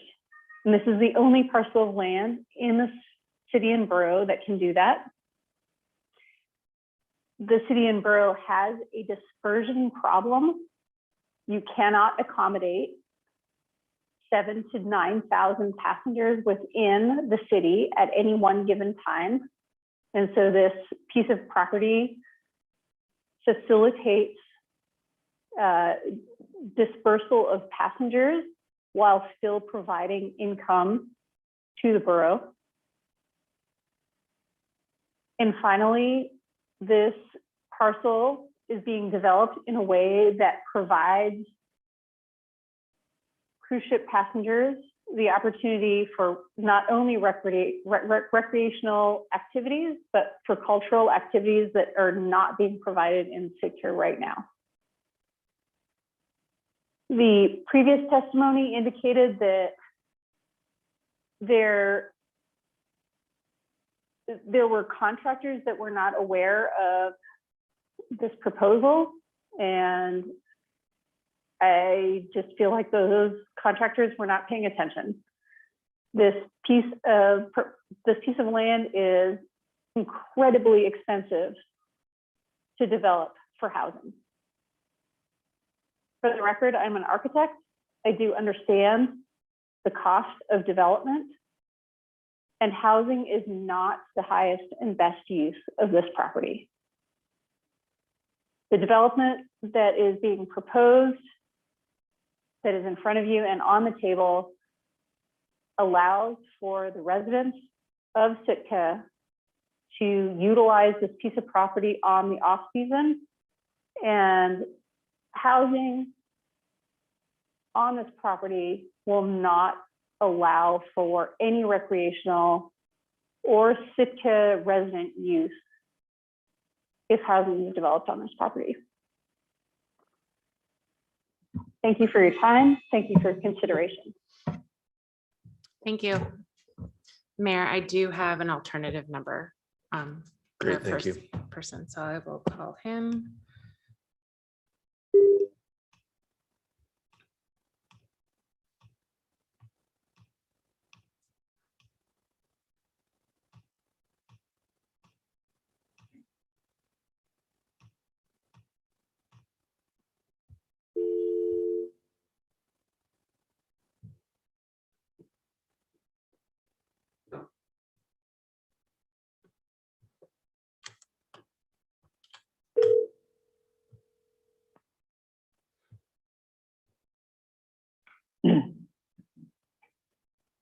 Hello, Hi, is this Carl?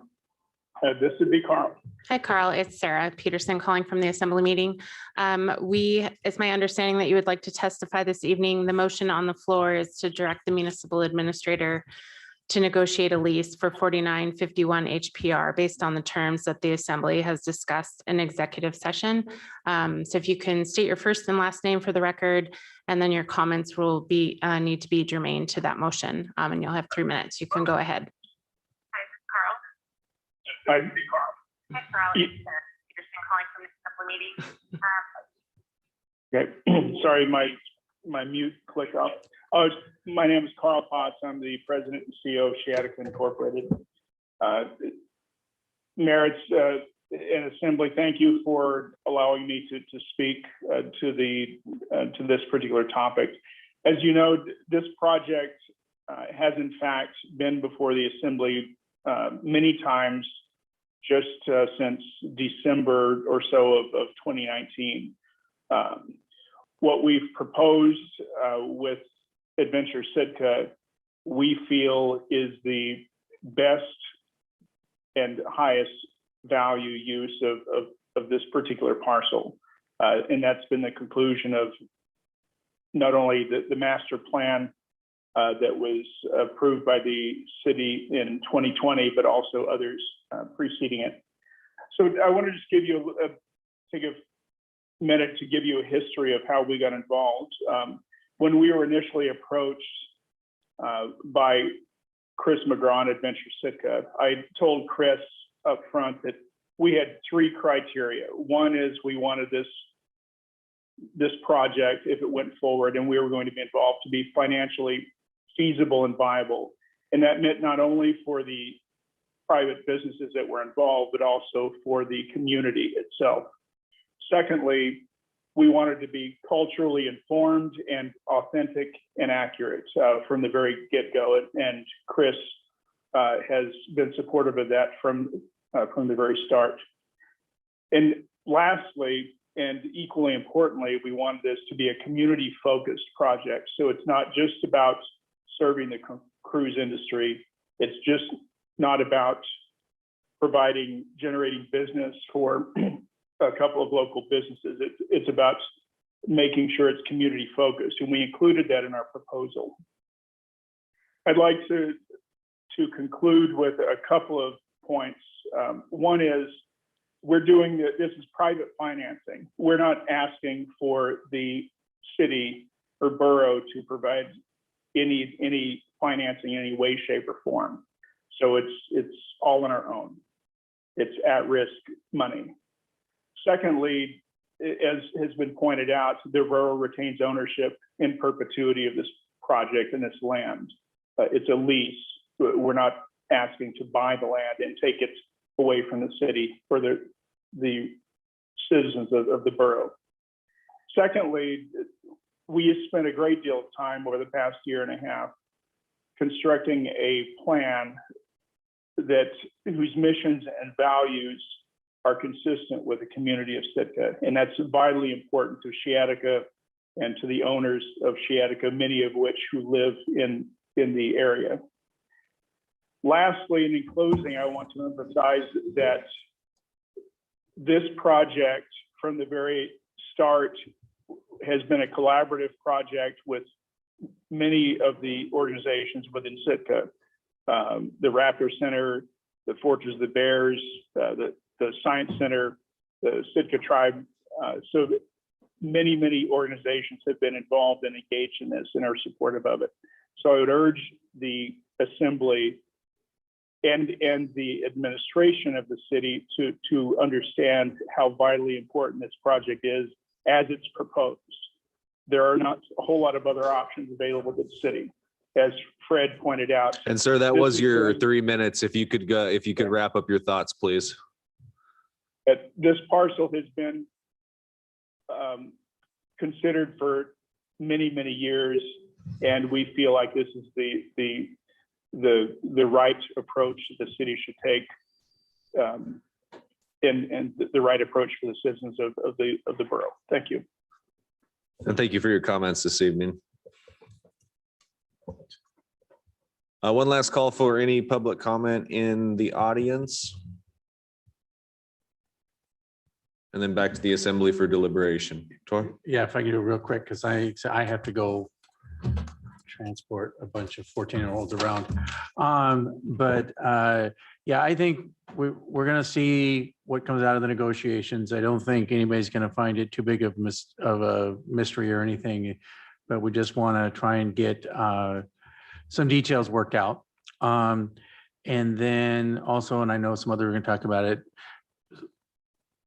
you know, we made an attempt to try and get this at least a look at using it for residential, and we didn't get one response. When the RFP went out, it was also for residential uses, and we didn't get any but nibbles. And I know it was well advertised, so like I say, I don't think that land would be easy to develop for conventional housing. With that, I appreciate it. I mean, I hate to leave you guys, but I have a commitment I have to get to. So thank you. Thank you for your time this evening. Kevin?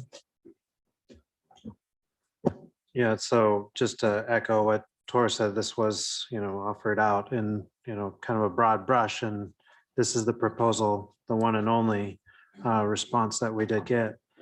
I think, I have concerns around how this expansion or how this development could, best benefit our community. And I think it's a really hard issue to end up grappling with, and how you wrap your head around it. I guess there's a, real chicken and egg kind of situation here where, you want to see development happen, but development has its costs too, depending on what it may or may not be. There's commitments from the proposal to make sure that there are not impacts to our local housing market, because we know that hiring all local, 100% local is not really feasible. There's going to be people that will have to come in from out of town if this proposal moves forward as it is. They'll have to hire people from out of town, and they'll need places to live. How that impacts our local housing market is a great concern to a lot of people, and of mine. I don't want to see long-term rentals being pulled off the market to house only seasonal folks, and then our long-term residents are impacted. We know this market is tight enough. I think I think the other piece of this too is the fact that the sales tax issue and the benefit to the Sitka revenue, the CBS revenue, sometimes comes into question because we all know that a lot of these packages, these excursion packages, are sold on board. Sometimes they're sold on board before their ship even leaves its origination port. What kind of assurances do we end up getting from, the cruise lines or anybody else that when those excursions are sold, they may include a meal or drinks or whatever else like that while they're, people are in town on land in Sitka. How do we know that sales taxes will come back to us? Would they even be charged to the passenger or the buyer of the excursion? These are issues that we need to discuss and lay out and try to figure out, what's our purview and how do we end up collecting on those remittances? Because, these are all things that are being sold here for the benefit of the passenger while they're here on city and borough of Sitka land. So I'm looking forward to seeing the negotiated terms. This is not a final vote as we move forward here. This is something that we're taking the next step forward. We will have additional opportunities to continue to ask questions and see where this goes and make sure that it's the best for our community. So.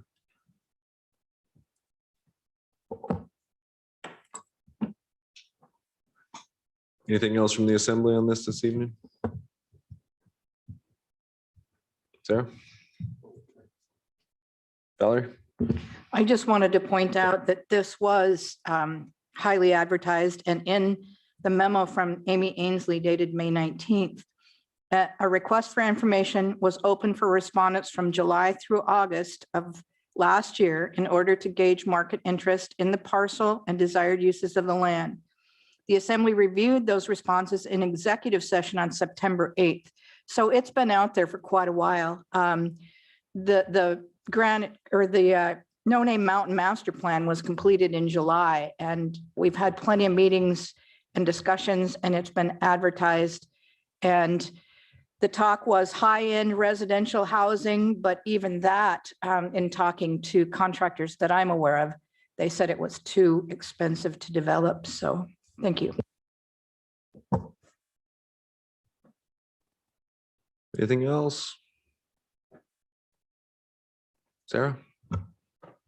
Okay, the motion before you is to direct the municipal administrator to negotiate a lease for 4951 HPR based on terms as discussed in executive session.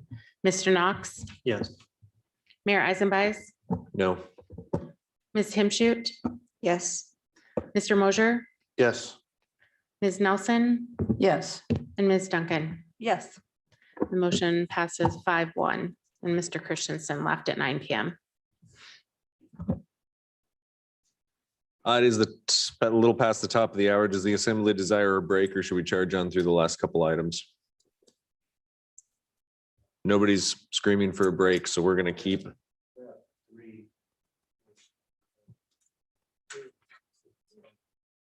If you'd like a break, say. Yeah. Okay, we'll recess for about 5 minutes and return.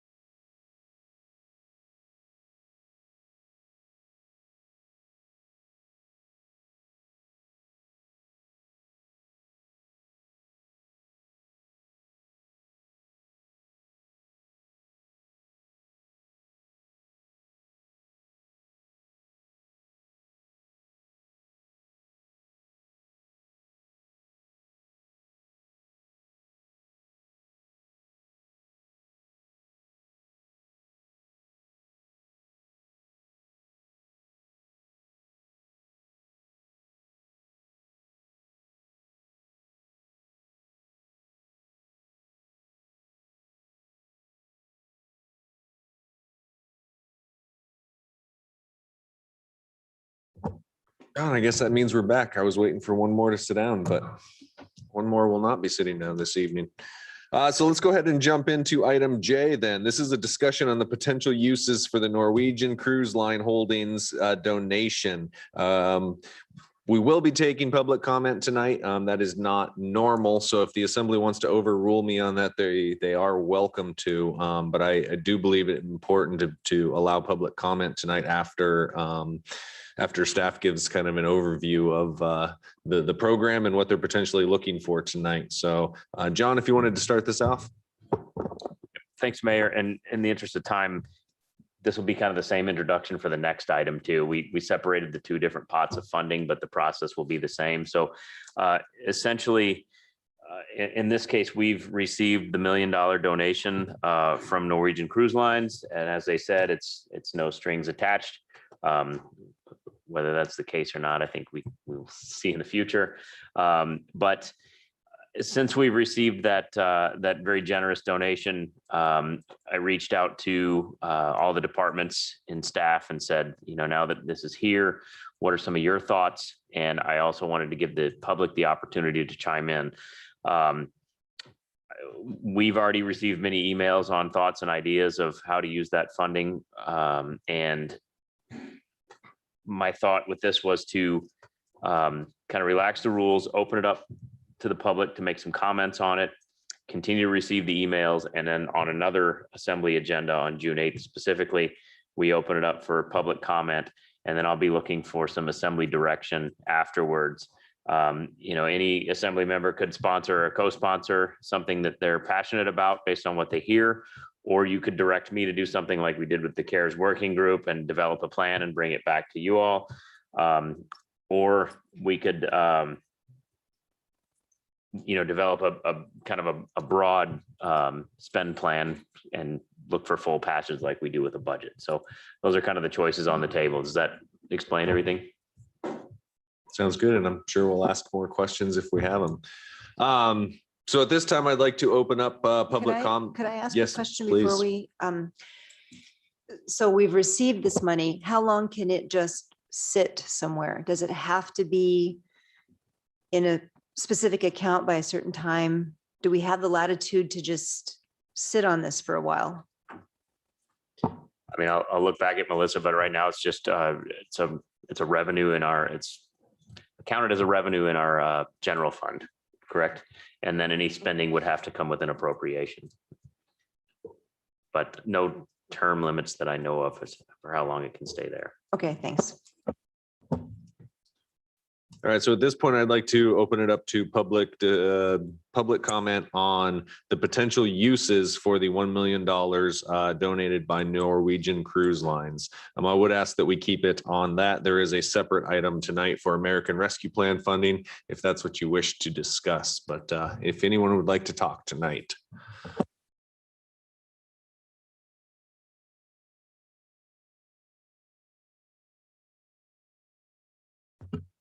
Thank you, Mr. Mayor. For the record, I'm Joel Hansen. The average cruise ship emits more soot than 1 million cars and more sulfur dioxide than 13 million cars. A week-long cruise on an average sized cruise ship can generate 150,000 gallons of human sewage. The carbon footprint for the average couple booking a week cruise to Alaska is more than 3 times what their footprint would be if they had stayed home and commuted to work as usual. And that's not even including the air travel between their home and Seattle port of departure. The cruise ship industry is a dirty business by any measure. I think it would be a good idea to use some of the Norwegian Cruise Line money for monitoring the air and water quality in the vicinity of the cruise dock. The Alaska Department of Environmental Conservation Air Quality Division is currently setting up a network of what are called air quality mesh sensor pods in various communities around Southeast. I spoke to the DEC Air Quality Field Operations Manager, TJ Brado, earlier this afternoon, and he told me that DEC has a unit reserved for Sitka, though he couldn't tell me whether anyone in Sitka has been notified of this fact yet. So I think someone from the city should contact Mr. Brado and arrange to have that monitoring equipment installed somewhere close to the cruise dock, preferably on a power pole in direct line of sight with the moored cruise ships and close to where the buses pull out onto Halibut Point Road. If a good location for that equipment presents itself there, I think it would be a good idea for the city to also spring for a pole-mounted webcam so that the community members could just go to the city's website and check to see if there are any cruise ships in port.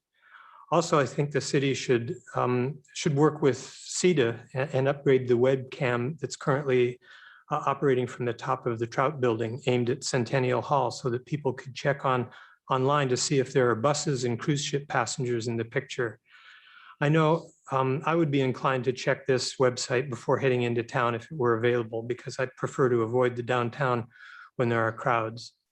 Finally, I think the city should work with on developing a water quality testing program, maybe with the Sitka Tribe's Environmental Research Lab, to include some baseline data now and over the next few months before any cruise ships come back to Sitka, and then conduct random sampling for coliform bacteria during the cruise ship season. Appreciate your consideration. Thank you.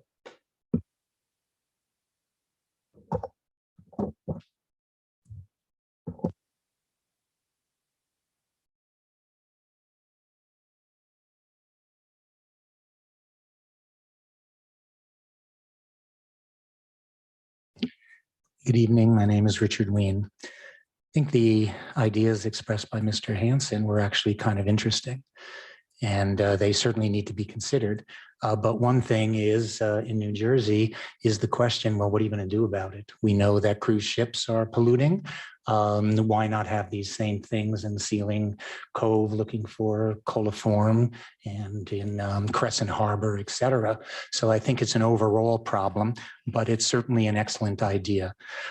As far as the Norwegian line money goes, I think 100% of it needs to go to hard asset. And if you look at our sinking fund, we have approximately $1,000 in there. And in our budget memo, it's that we haven't put out any real capital budget improvements. And so there are so many things that $1 million could be spent for.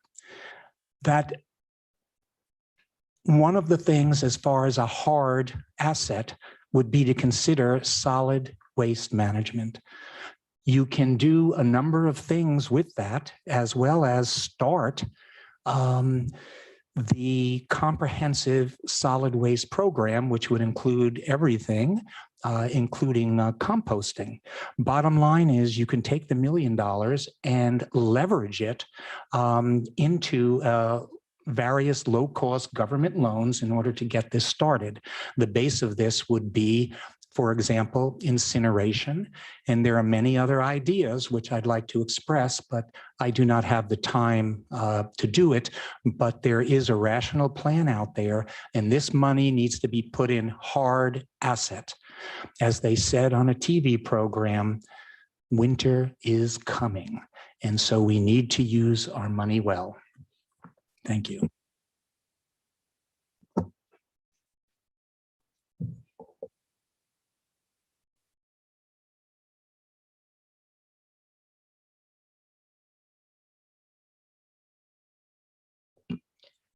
Good evening. I'm Lynn Brandon from Sitka Trail Works. Thank you for inviting me up to speak this evening, Mayor and Assembly members.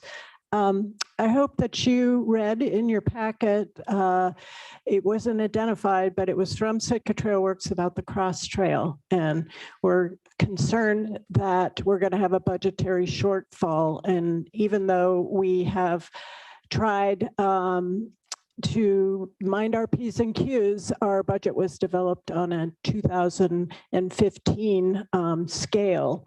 So we're really tight, and our request is to help us with a contingency fund out of the cruise ship dollars. We think that it's a valuable thing to do because the one section that we would cut is the connector down to HPR if we run short on funds. And this hopefully will provide a business opportunity for somebody who wants to take visitors up on the trail. And it would be a nice loop out to Stargavin and back around to the cruise ship and help with dispersion of our visitors when we have 8,000 people in town. And it's also probably one of the most highly used facilities in Sitka and would benefit our local people too.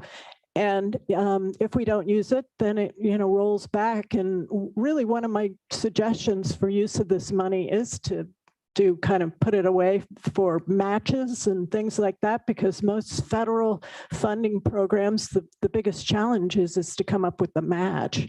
And, it's anywhere from 50 or 9% to 50% on most federal projects. So that, as you know, I've raised a lot of money for matches, and that's the toughest part. So, and if you want me to say anything about some of the other projects that staff proposed are really much more costly than $1 million, and some of them have are on other jurisdiction lands and have been thought about before, and even have old plans and feasibility studies on them, and some of them aren't even considered doable. So if you have any questions about that, I have a long history of looking at recreation projects in Sitka. So thanks so much.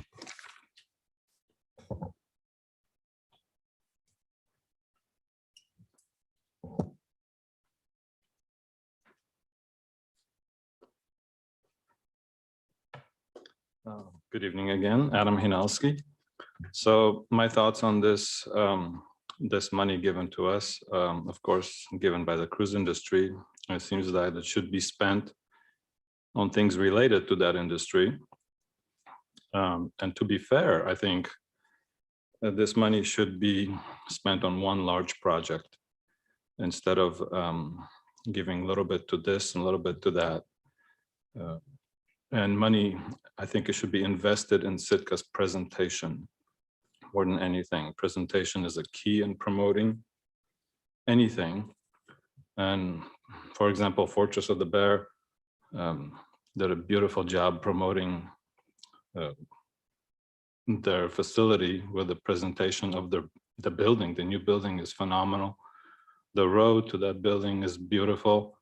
It's just pleasure to go out there and look at the bears.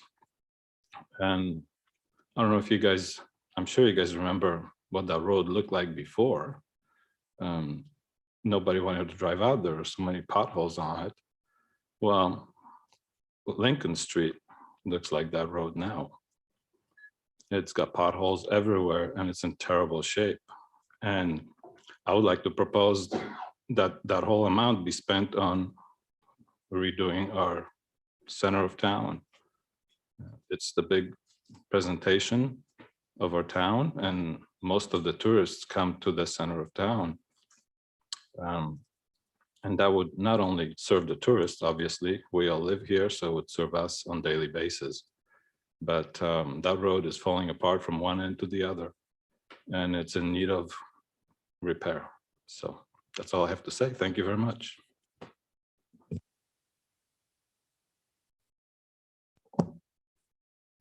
Are there any other comments this evening on potential uses for the Norwegian Cruise Line donation?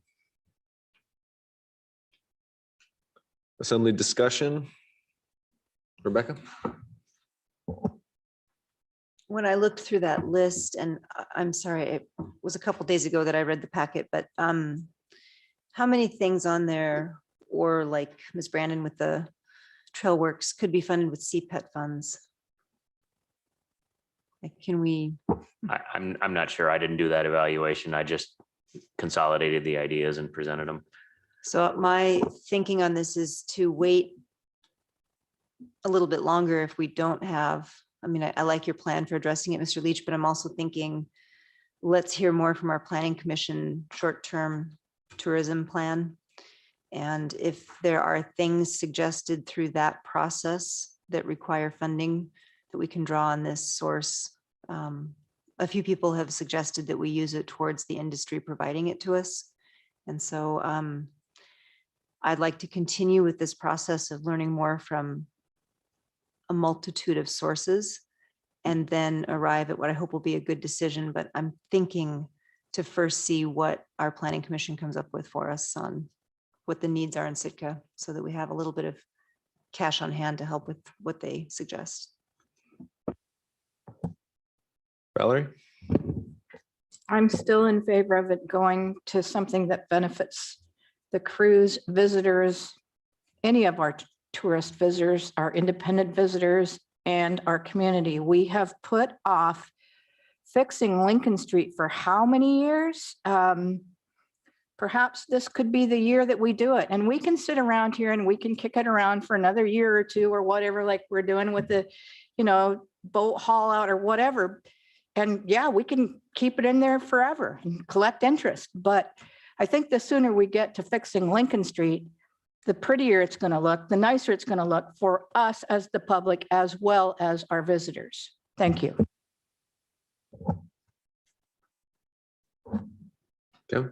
Yeah, I was just going to say that I don't have any desire to put this into a process of committee or anything like that. I don't want to see us, go down that road at this point. I think it would probably be better off from a public discussion and a assembly discussion standpoint, if there are, if there's a concrete idea of how two members want to bring it forward, let's put that on the table. If we want to wait a little while, then so be that. But I think as far as direction on how this gets spent, I think it comes from this table and we move from there. Just as a whole, $1 million isn't a lot of money, and we don't need to like chunk it up into little pieces. That's kind of where I'm going, I think. My initial thought on this, as soon as I heard about the gift, was to throw it into the permanent fund. And that way, for perpetuity, it can continue to benefit Sitkans, that we're not going to spend it and it disappears. I've heard a great idea tonight to wait and see what the planning commission comes up with, potential hurdles that we have to overcome in handling large cruise ship days. That would give us a funding source to be able to take some action on those plans. So that's potentially a good idea. I don't want to speak to Lincoln Street specifically, but putting it into roads is also another great idea. Roads are deferred maintenance. It's been the #1 issue since I've been on the assembly, is that we don't put the required amount of money into our infrastructure. So that's also a very good use. I'm not sitting hard, fast on one way or another. I think they all have valid points. So yeah, I would agree with Kevin that if a couple assembly members did have some passions about it and wanted to bring forward an ordinance, I think that's the way we should go. John? I do want to throw a couple more things out. I encourage the public to continue to email all the assembly members and myself if they have ideas, and we can bring those forward.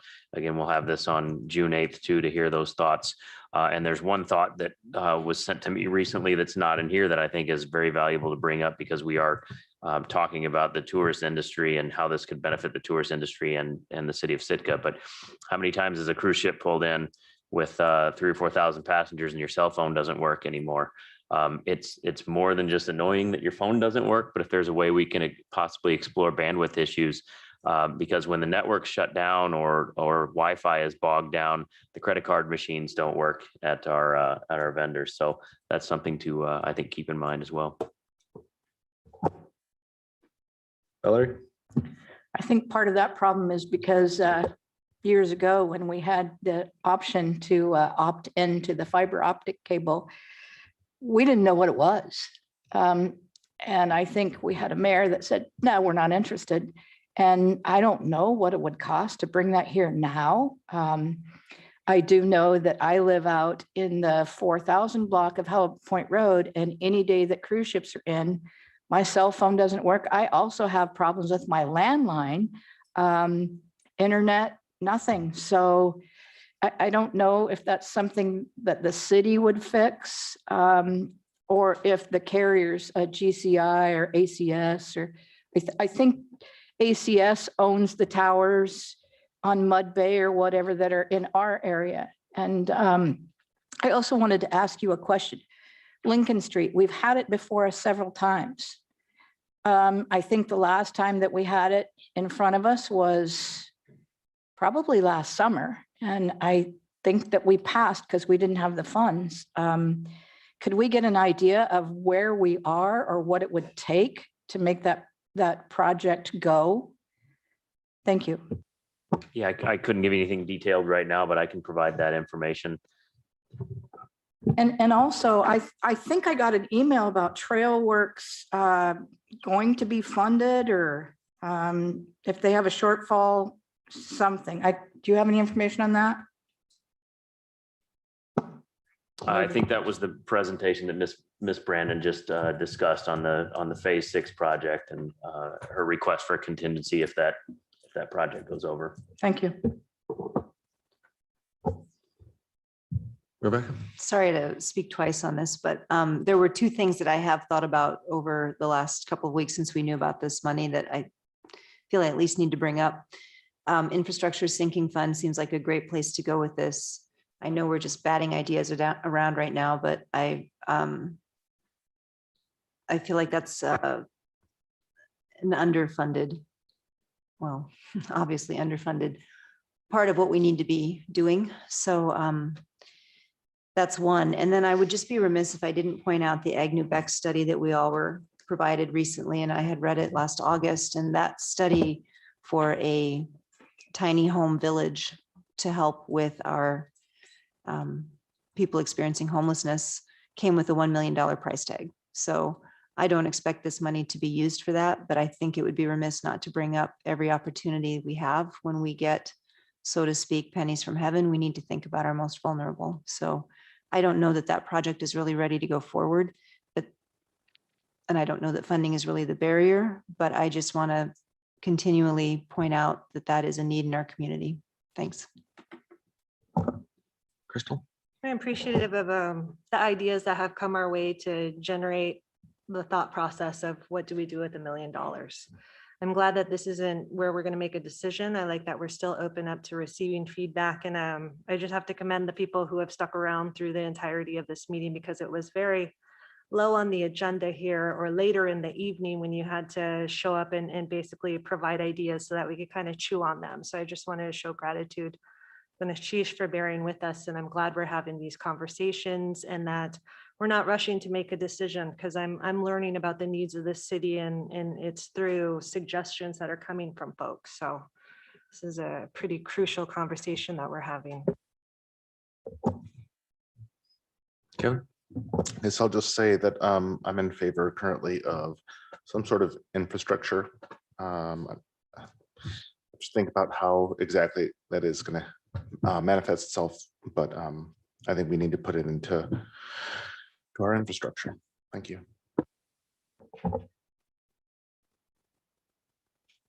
And it has been stated this evening, but I'd like to reiterate it.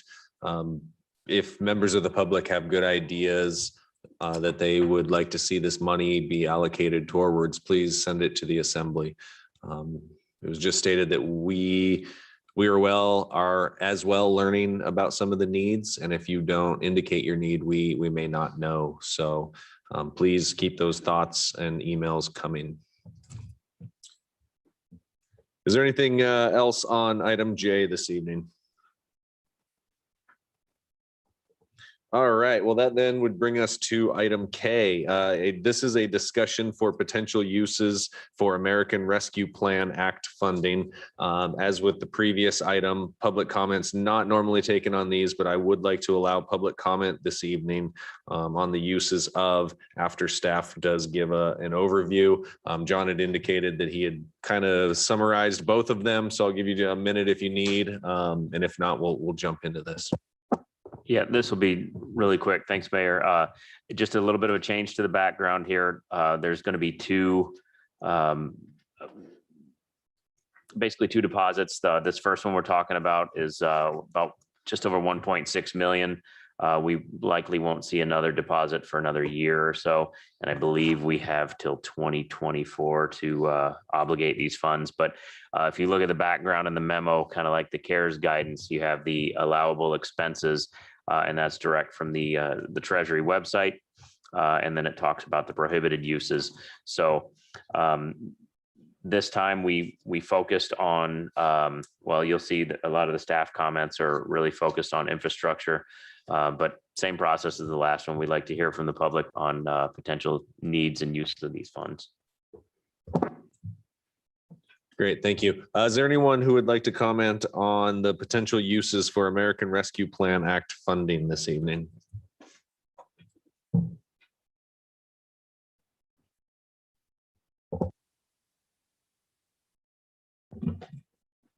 Richard Ween. So it appears that the Rescue Act funding is approximately $3.4 million, which will be delivered in 2 tranches, which can be spent over a period of a number of years. Again, while the printing presses are rolling in Washington and at the Fed, it is important to consider very seriously the use of this for infrastructural and hard assets. And that includes one of the pickles we're in, which is called solid waste, but we're in a lot of pickles. Believe it or not, Lincoln Street is important, but I thought at one point there were funds already allocated to that. The question is how much? Again, hard assets is where it should be, because this is going to not continue. So good luck, but also I understand there may be a passion plan on the assembly. And if there is a passion plan and you want only the assembly members to have that passion, that's fine.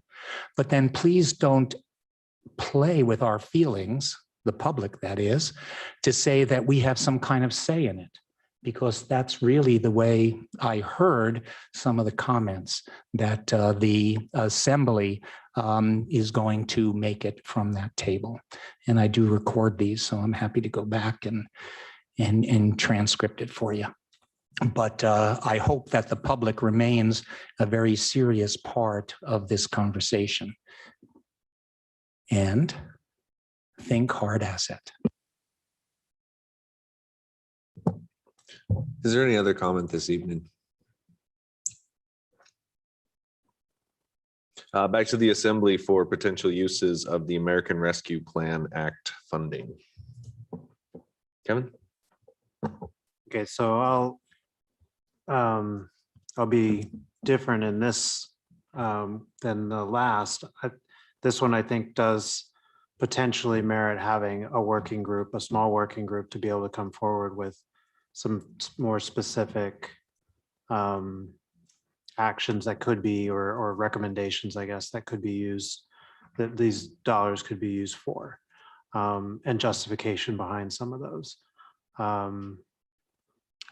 It's not anything what the first COVID relief funds were, but it is a little bit more significant here. So I think having a small group be able to examine it a bit more and then come forward to us is merited. I think the comment that was made earlier that this body is going to be making decisions, I believe I made that comment, and to Dr. Ween's point, I don't ever feel like any decision that I make in a vacuum. I make it after hearing from people and talking to people, and take people's comments to heart and bring those forward into my decision-making process. So hearing from people is an important piece of this. Wasn't intending to mean that, things would be made in any kind of vacuum. Kevin? I would just agree with Kevin. I think this is a little more warranting a work session of sorts, or more than just a public comment, and then assembly's members bringing things forward. Thank you.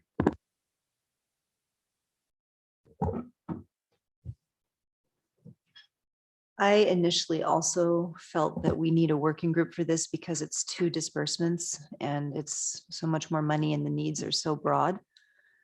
I'm a little concerned about how unwieldy that becomes. In a way, I'd like to empower the administrator to tell us priority order, what needs to be done. So I could go either way on that. And I guess if you came to us and said, these are the exact things that I think need to be done, I don't know if that's like overtasking you or, you know, if you would welcome that, I think I could support that just to streamline the process. On the other hand, I don't at any point want to not have input from the community about what the needs are. So I guess I'm pretty much on the fence on this. I can see streamlining the process so that we're a little more nimble than we were last time around. On the other hand, I don't want to do any shortcuts that would take out public process. This one, I'm not quite sure that I want to go to a working group on. I understand that there will be two pots, but at the same time, this money has a lot broader uses that we can go for.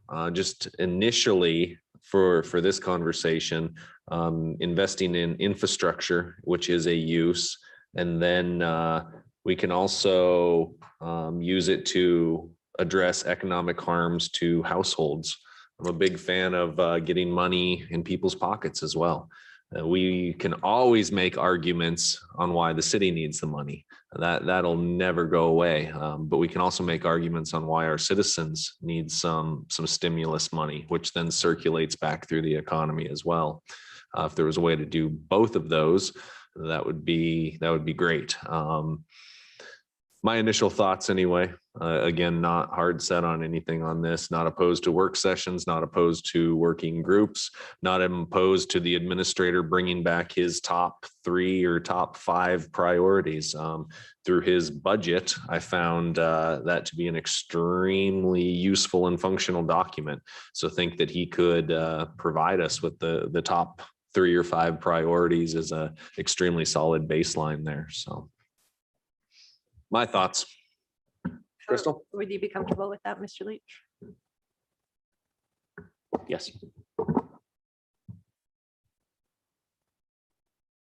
Can you make sure a water slide is one of them? Right after the hockey rink. I like water slides better than hockey rinks. 2-on-1, I don't get a water slide, we get a hockey rink. All right, any other comments on American Rescue Plan Act funding this evening? All right, thank you, Assembly. That then brings us to item L, a discussion direction on the possibility of partnering with the Sitka Tribe of Alaska on a community-wide needs assessment. Myself and Rebecca were co-sponsors on this. Rebecca, if you wanted to get this started, should have known I was going to call on you to do it. I could have guessed that. I'm still learning how to be an assembly member and I have a lot to learn. After our last government to government dinner, which I find extremely productive and enjoyable, and not just for the food, really good company and really good discussion, I spoke with some council members from STA. A continuous theme that I'm hearing in Sitka over and over and over again is that we have issues with affordability in our community. One of the things I learned that the tribe does is a periodic needs assessment, and some of the documentation they provided us in their folder at the government to government dinner included information that they'd yielded from previous needs assessments. When I say I'm still learning how to be an assembly member, perhaps what I want to know exists somewhere, but I'd like to get really current information, and I'd like to direct that information to be useful to us as we go into strategic planning. So if the tribe is, they're in the process already of getting ready to do a strategic plan, and part of that is to do a needs assessment. So I got the August 2017 needs assessment from the tribe, and I've looked through the entire document, and there's some really great stuff in here talking about employment and barriers to employment, talking about housing and what are the issues surrounding housing. So it's really a great collection of data all in one place that's current. So if we were to partner with the tribe, which may not even be feasible, they may be too far along in their process, it may not actually work, but I'd like to explore partnering with the tribe on the needs assessment that they're about to do in a way that would give them the data that they need, but also provide us broader data for the community. So we're always looking for opportunities to partner with the tribe.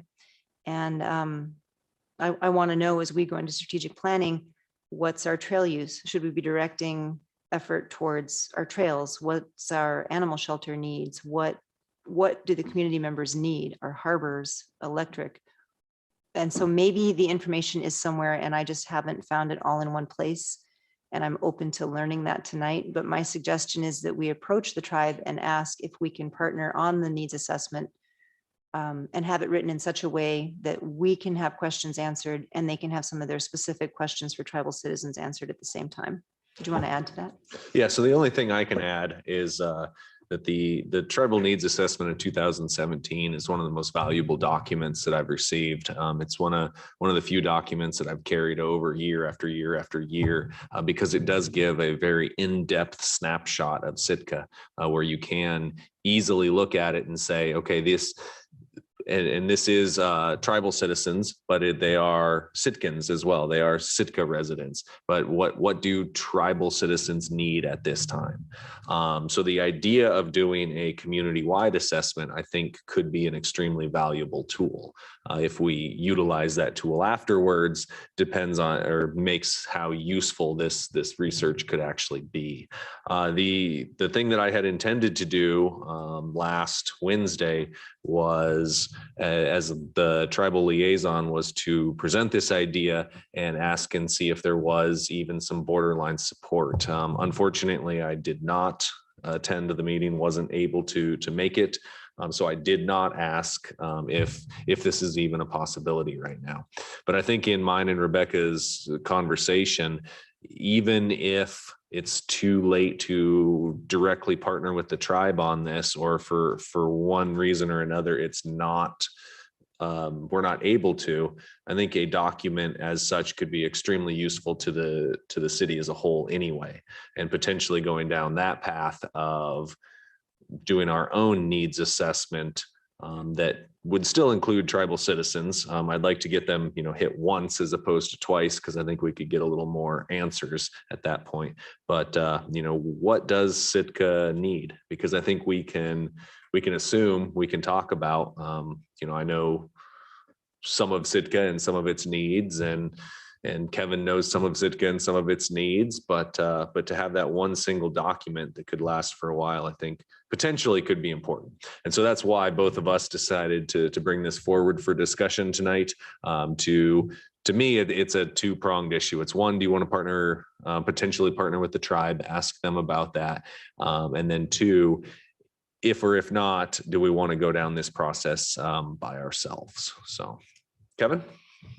So general question for you both, or just anybody that might know. I don't know if Amy's still here or not, but I know this has the potential of dialing down a little bit more and being a different reach into the community than the comprehensive plan had. And the comp plan is, includes visioning of what we want our community to look like. But in the process of going through the comp plan, there was, an examination of needs that was kind of undertaken. How does this, in your minds, how does this differ from that? And that's actually a really good not only visioning, but then some needs taken into account. To me, a needs survey is gonna break it down to a finer, more minute level. Sarah, do we have a tribal needs survey digitized? I know we were going through a large document process. I don't know if it ever made it or not. That I don't know. Okay. I can look into But when you look at this survey, it breaks it down to such a small, minute level that we could actually spend $50,000 to improve this, or that's the level of detail that it gives me. Does the comprehensive plan suffice in that? Perhaps. If you're finding that document to be useful in the budgeting process and in identifying what our immediate needs are, then perhaps that document takes care of it. So to follow up on that, have you had any discussions with anybody that provides the service of doing a needs assessment? Because it's not something that's in-house, it's, you go outside. And I'm pretty sure that the tribe did as well in their 2017 needs assessment. They didn't do it in-house. It was done by a firm. Yeah, I can't remember what they're called. McDowell is now not Northern Exposure, but I can't remember what their new name is, but they contracted with McDowell before. So this one was done, I think, by McDowell. And I would just add, I don't know what the comprehensive plan process was. So if there's a document like this that came out of comprehensive planning that talks about like the sectors that people are working in and the barriers to employment, and a really valuable part to me was the comments in the back. So I could just kind of scan these comments and get a sense of what people are thinking. So I don't know what the Planning Commission did towards the comprehensive plan. I find the comprehensive plan a bit too broad. So that plan itself is not meeting my need the way this does. But if there's a document that was information that was collected by the Planning Commission in the process of creating the comprehensive plan, yeah, I would like to see that document. That would help.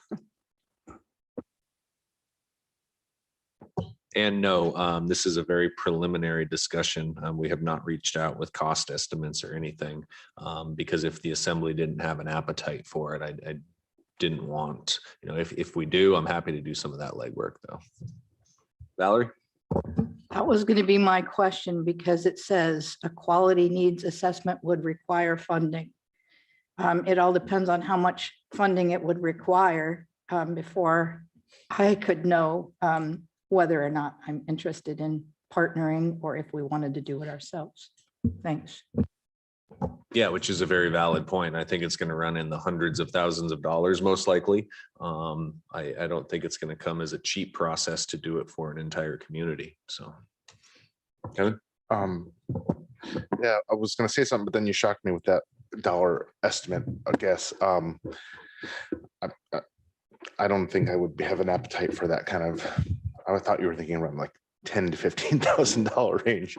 But am I understanding that what you two are trying to determine is, or get a feel for is working with the tribe, which is fine with me, but like trying to determine, so there was a needs assessment by the tribe in 2017, but the world's changed and people's situations have changed drastically. So what you're trying to determine if we would like to explore, possibly with the tribe,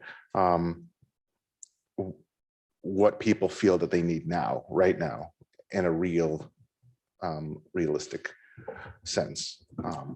Correct. Yes. And the tribe is going forward with their own, whether or not we are able to partner with them.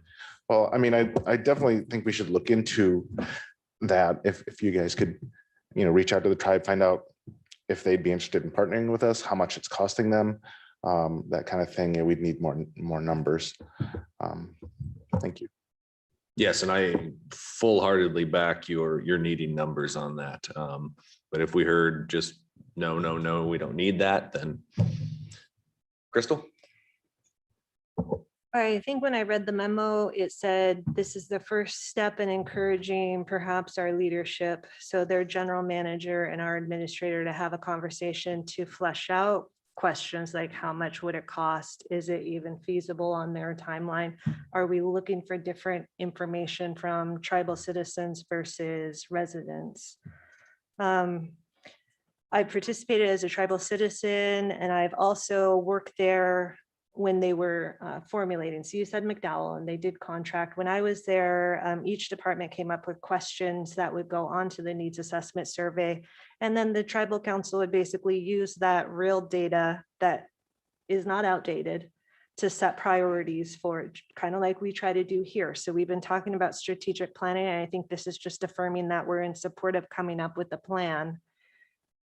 But I guess knowing that we're elected on terms that expire and we have new assemblies coming and going, it's kind of more meaningful if on a regular basis, just like the tribe does, we're reaching out to residents to say, are our needs still the same? do our departments, and they kind of rank departments. So these are the departments that operate within the tribe.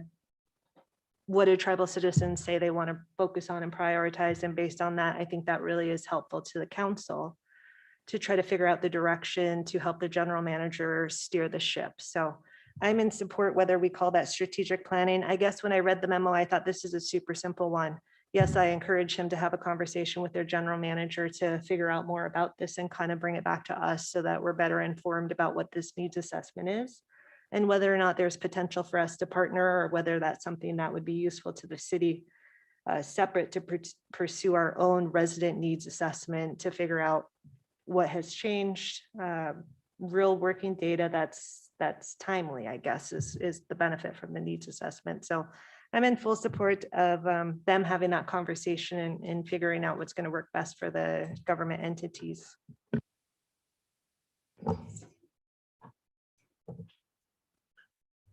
So what I'm hearing then is go ahead and send some emails, get some preliminary, and then come back to the assembly.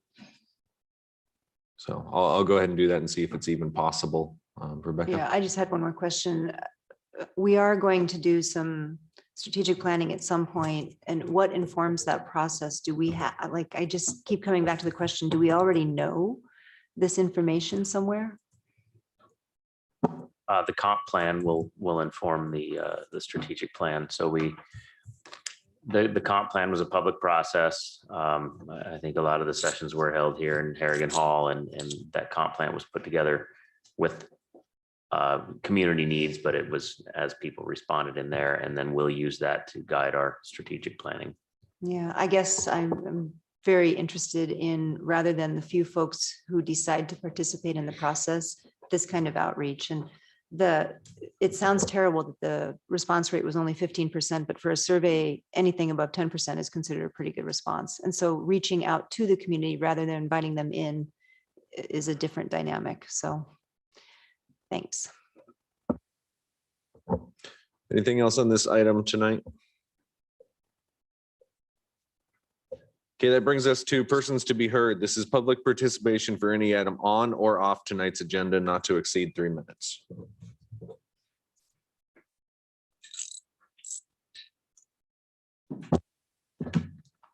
Richard Ween, the last man standing. A couple of things. One, in the agenda tonight, there were several items which could have preceded the executive session. So if you know you're going to have an executive session and you're asking for public input, please be mindful that, as you saw tonight, people are waiting. So that is something totally in your control. The other thing is as far as the RFP, there's so much to talk about that. But as far as the RFP goes, as far as development for residential, it was put out as a total 17-acre development. Now, if you would have had a subdivision of that as a hypothetical, I would bet you that every single lot on that 17 acres would have been sold if there was a hypothetical subdivision.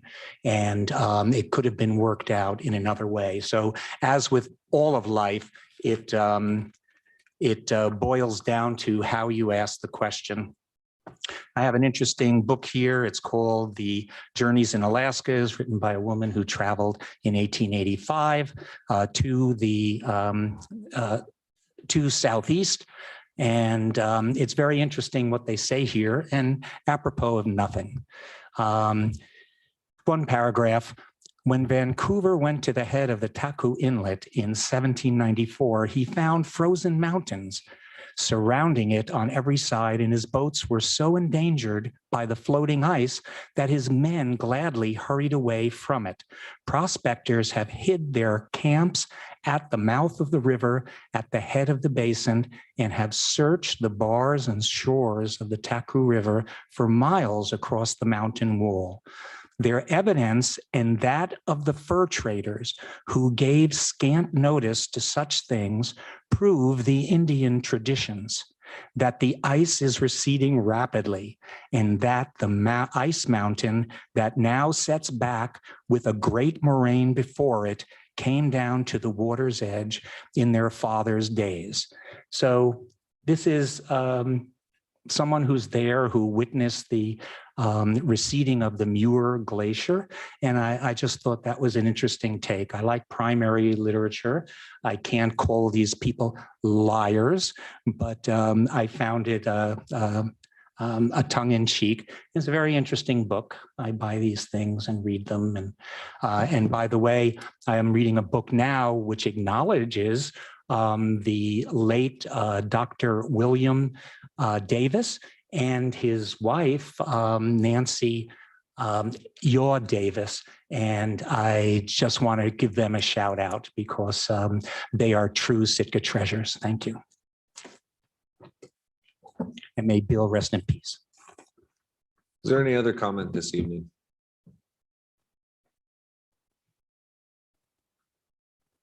That'll bring us to reports this evening. I only have one thing that I'd like to report on and just kind of relay my thoughts and feelings to the assembly on.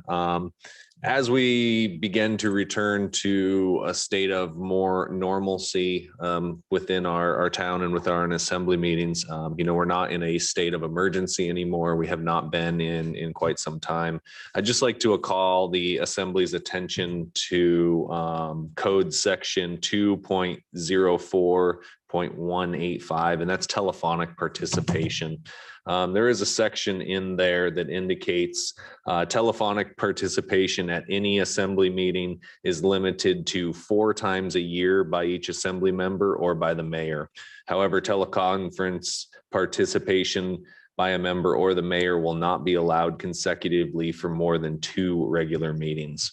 The reason that I bring that up is with us not being in an emergency declaration, I don't think we have the ability to circumvent that. As we have been meeting by Zoom extensively for safety reasons, but that was under an emergency declaration. As we are no longer, I feel that it is our duty and our obligation to follow code. If assembly members are not happy about the code, we can definitely change that, but that is as it is written now. So that is my only report this evening. Administrator, do you have anything? Just one quick one. Thanks, Mayor. Finally, I'll be taking a few days of personal time. I'll be in the office tomorrow, and then I'll be out Thursday through, I believe, June 2nd. And Mr. Harmon will be acting in my absence. There shouldn't be any assembly meetings during then, so I expect that he'll get all of my emails answered and every one of these things on the list from today taken care of before I get back. Thanks. Do you have a honey-do list for him while you're gone? Oh, there's a Sarah do list. That's even worse. Brian, do you have anything this evening? No, thank you. Liaison representatives. Sarah, clerk reports. Oh, I just Valerie? noticed that the Climate Action Task Force was asking for a liaison. I'm not volunteering. I already have 3 liaison things that I do. So we may want to put that on a future agenda. Yeah, I'll talk with staff about it and see where we want to go with that. That may be built into the work session that they're requesting as well. I think that could be a good potential time for that. Sarah? Let's give a quick rundown on openings on our boards and commissions: Animal Hearing Board, Building Department Appeals Board, Historic Preservation, the at-large seat, Library Commission, Port and Harbors, Train Landscape. So if folks are interested, they can contact our office and we'll get them set up with an application. Thank you. Any other reports this evening?